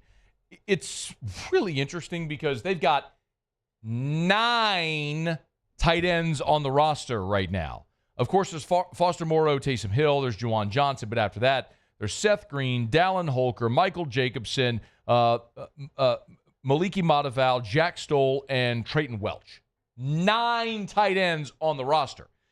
But it's a fascinating spot because the top 2 guys in Foster Moreau and Taysom Hill, asterisk, throw Juwan Johnson there. 2 of your top 3 are both coming off of really serious knee injuries. Now, I want to remind you, this is on June 18th. Fletcher Mackel, we're doing the show down at the Mackel golf tournament, and he gave an update on Foster Moreau and Taysom Hill's injuries. First, here was the update on Foster Moreau. Foster Moreau suffered a devastating knee injury in the final game of the season last year on the final drive, playing his heart out, maybe to help Darren Rizzi get that job, or just because that's who he is, because he's a quality human being and professional and plays hard. But that was first week of January. He blows his knee out, and it's significant. Went on to give the update, forgive me, on both Moreau and Taysom. No, you can hold me to it. I don't think either one of them are going to be anywhere close at the start of the season. Okay. I thought you were going to just ask me this season. Oh, wow. Yeah. And so, but I don't think there's any chance that either is ready anywhere close to the start of the season, given the severity and the timing of when they happened. So if neither Hill or Moreau are ready for the start of the season, and that lingers deeper, remember, Taysom's injury was on December the 1st, and Foster's was on January the 5th. So you're talking about serious knee injuries that required surgery and all the rehab that we know. You're talking a 9 to 12 month process. I mean, you're talking about on the early side of that, October? Maybe? So you got to find an answer here outside of just Juwan Johnson. And so the Saints have given themselves numbers, but they have a great option. Not really. That's why Noah Fant, I think, is fascinating. So Noah Fant was released by Seattle. To give you the quick rundown, Fant from Iowa, they produce great tight ends. Fant gets drafted by Denver. In his first 3 seasons, he's awesome. 170 catches, 1,900 yards, 10 touchdowns. He's one of the best tight ends in football. He's part of the Russell Wilson trade to Denver. So he goes from Denver to Seattle as part of the Russell Wilson deal. He goes to Seattle and basically over his time in Seattle has done a whole lot of nothing. Underwhelming production over 3 seasons, and he's got an outsized contract. But he's only 27 years old. Maybe he just didn't fit in Denver, or excuse me, in Seattle with what they were doing with their offense, or whatever the case may be. Same thing happened to Jimmy Graham, if you think about it, 10 years ago. But Noah Fant now was released by Seattle. And you're talking about a guy, again, that's only 27 years old and has been a very productive tight end in the league. He just wasn't for the last 3 years in Seattle. And he represents what you currently lack at that position. A guy with prototypical tight end size at 6'4", 250, right? He's a guy that can put his hand in the dirt and move bodies, but he can also be a very athletic pass catcher, whereas a guy like Juwan Johnson is just a pass-catching tight end. So if you're looking for what would equate to the Foster Moreau in this situation, Noah Fant could very well be that. And if you just look at the production at tight end, Foster Moreau in his career in 6 years has 144 receptions. Taysom Hill in 7 years has 99 catches, although there's an asterisk because he's played a lot of different positions. Juwan Johnson in 5 seasons has 146 receptions. So in 1 less season than Foster Moreau, he's got 2 more catches.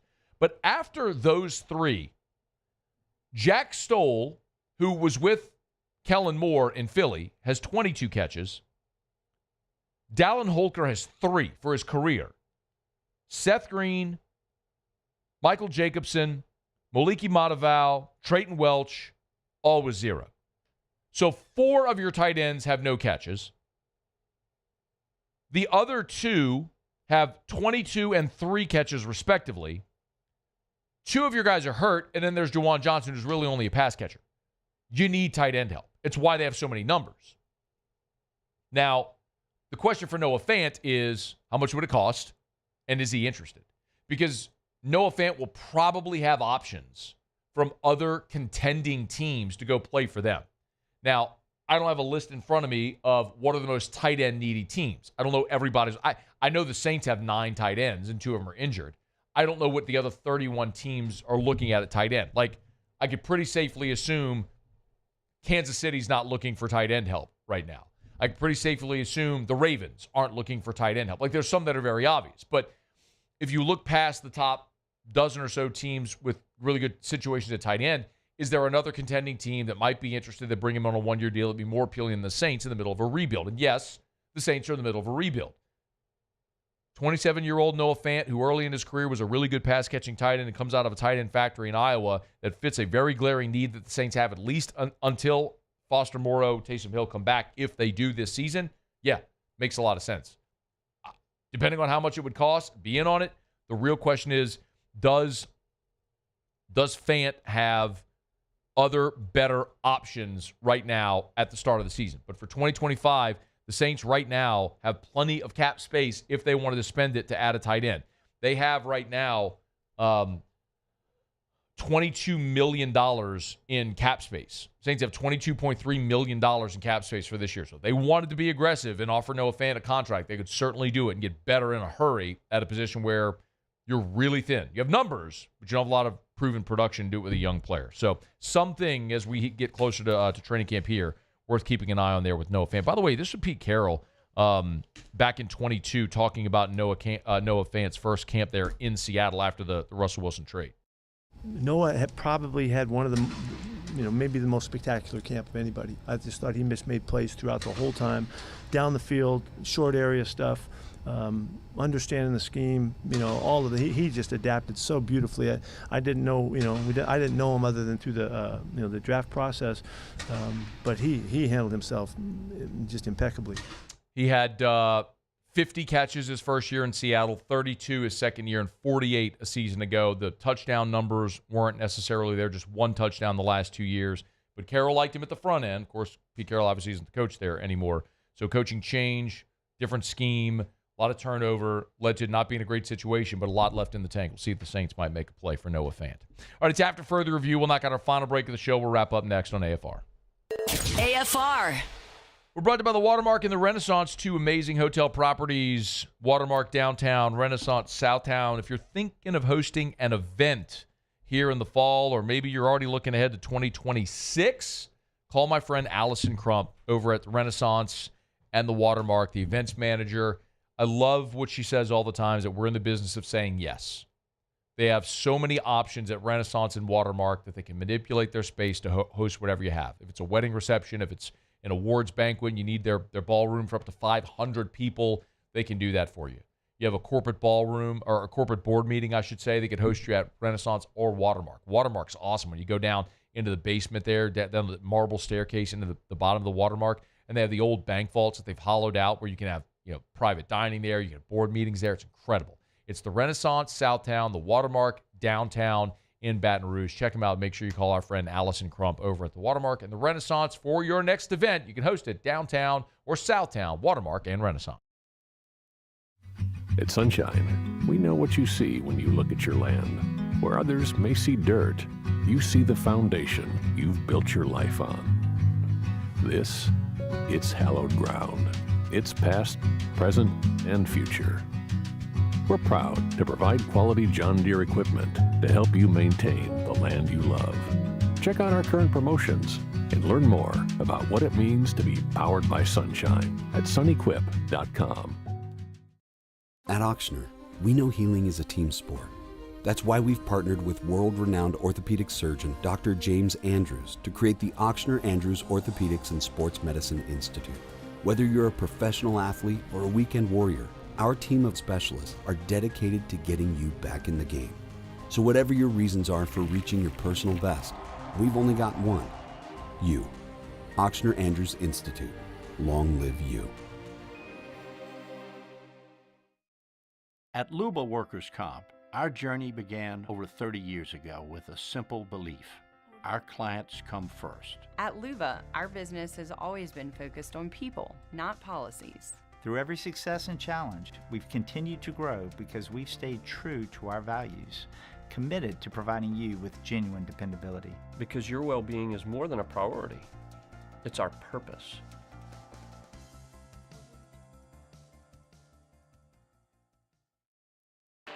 When it comes to industrial construction, River Parish Contractors can do it all. Mechanical, structural, custom fabrication, specialized welding, and turnaround services. Strategically located in between Baton Rouge and New Orleans, we have the local team with the experience and commitment to safety to manage the most complex industrial projects. Period. Here's the deal. Partnering with us means your project is delivered on time, on budget, and most important, safely. River Parish Contractors, let's get building.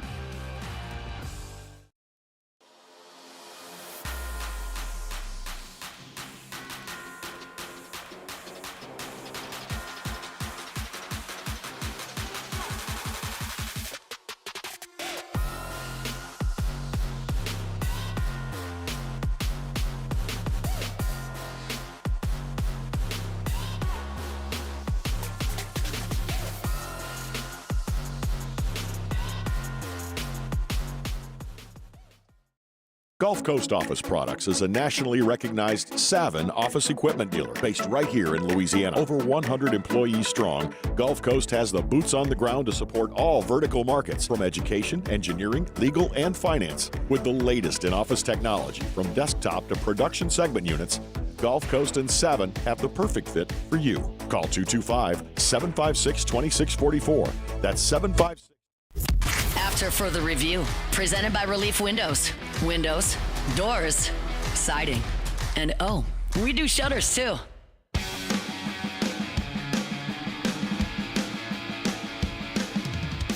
Down the stretch we come. Final segment here on a Monday edition of AFR. As always, big shout out to Brandon Holly and the gang over at Relief Windows. Windows, doors, siding. They do shutters as well. Relief Windows and reliefwindows.com. Patrick emails said, poll question, which should the SEC's mascot be? How do some play on it just means more? Yeah. That, or you could go full troll job and make it some stereotypical Feinbaum caller. You could do that. I was gonna say the typical SEC couple, just like the frat dude who might be a little bit overweight or whatnot, and then like just the smoke show girlfriend. See, I defaulted to the Tennessee couple. Which Tennessee? You never couple? seen that? Oh. I mean, I can imagine what it is, like just the typical SEC couple. I don't know that you can.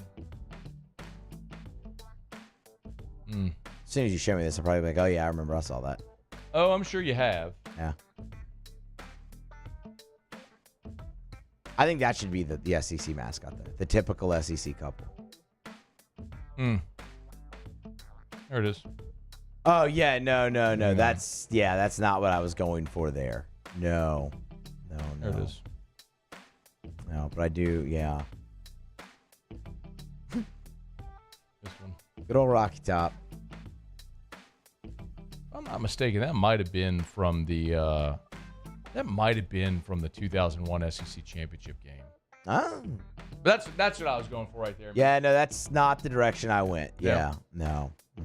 If you're listening, not watching, there's a pretty notorious photo of Tennessee fans from what I think is the SEC championship game, and suffice to say, they're a bit on the larger side. A little bit. She's got a killer perm. Strong, yes. He's working with that goatee, and there's a lot of orange in that photo. I mean, it's big a lot, orange. There's some big orange. There's some big orange. Maybe mix in Evermore.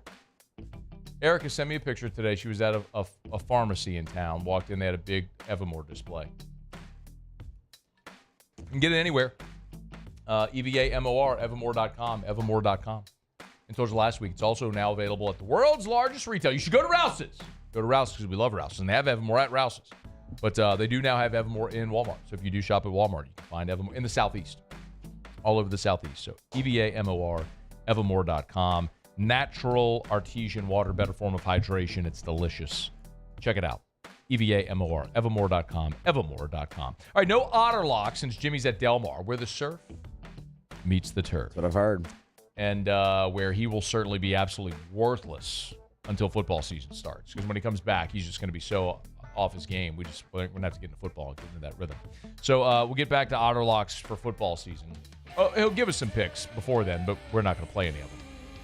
Muse, what did you learn today? Kentucky's forcing their football program to be poor.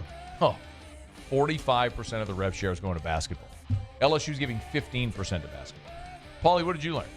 I learned that the American Conference is now just the American Conference. Yeah, no more AAC. What'd you learn, Matt? Paulie doesn't know any Big Ten teams. Stunning. Stunning, Paulie, I tell you. Stunning. AFR. As we get on down the road, remind you about Supper Club. It's Monday, which means they're closed, but they're back open on Tuesday. And I was talking to Chef Layton over there. And, a lot of people have been, if you're like me, you've been to Supper Club and you've had everything on the menu.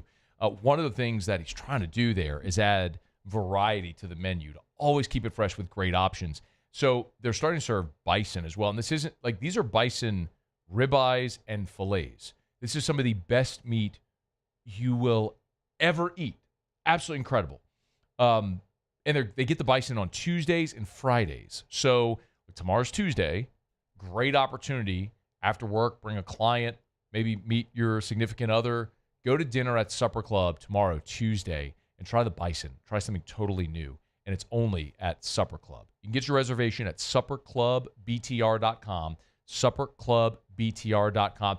Not too early to start planning for those football weekends as well. Best place to be, Supper Club.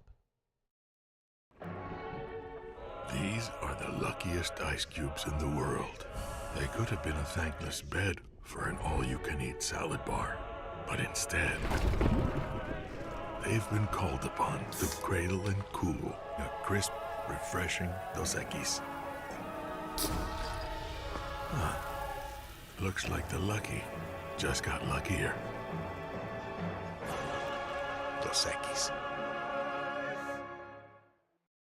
At Bayou Automotive, we believe in a sales process that puts you first. We want you to experience an easy purchase with clear pricing and great service. Let Bayou Ford and Bayou Chrysler Dodge Jeep Ram be your trusted partners in finding your perfect vehicle. The crew at Bayou Automotive is going to do right by you.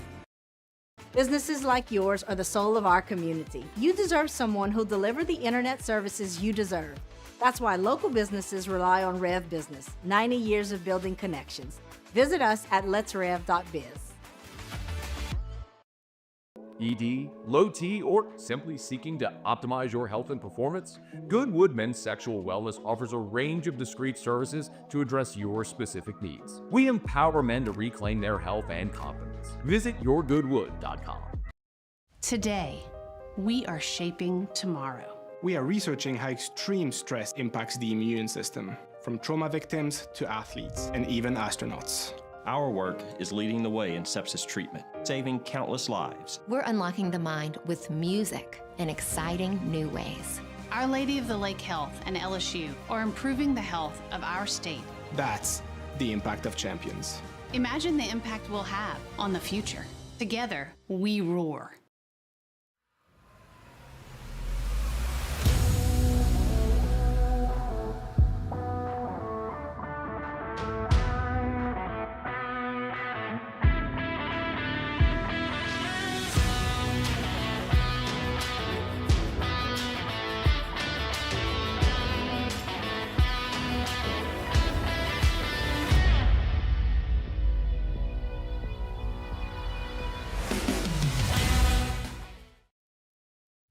At Sunshine, we know what you see when you look at your land. Where others may see dirt, you see the foundation you've built your life on.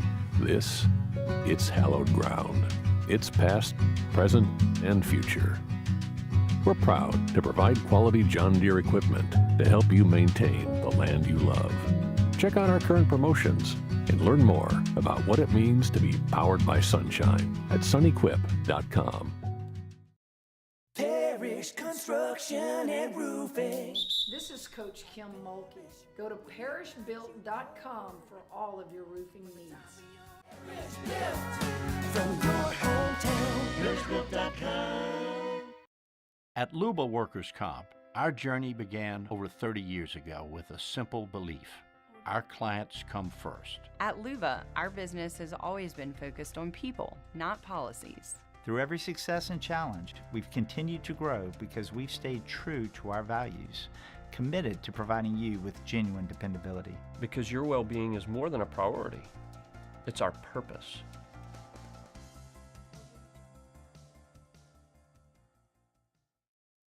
Flight by Yingling is raising the bar by crafting the next generation of light beer. With only 2.6 carbs and 95 calories, this is premium refreshment 6 generations in the making. Flight by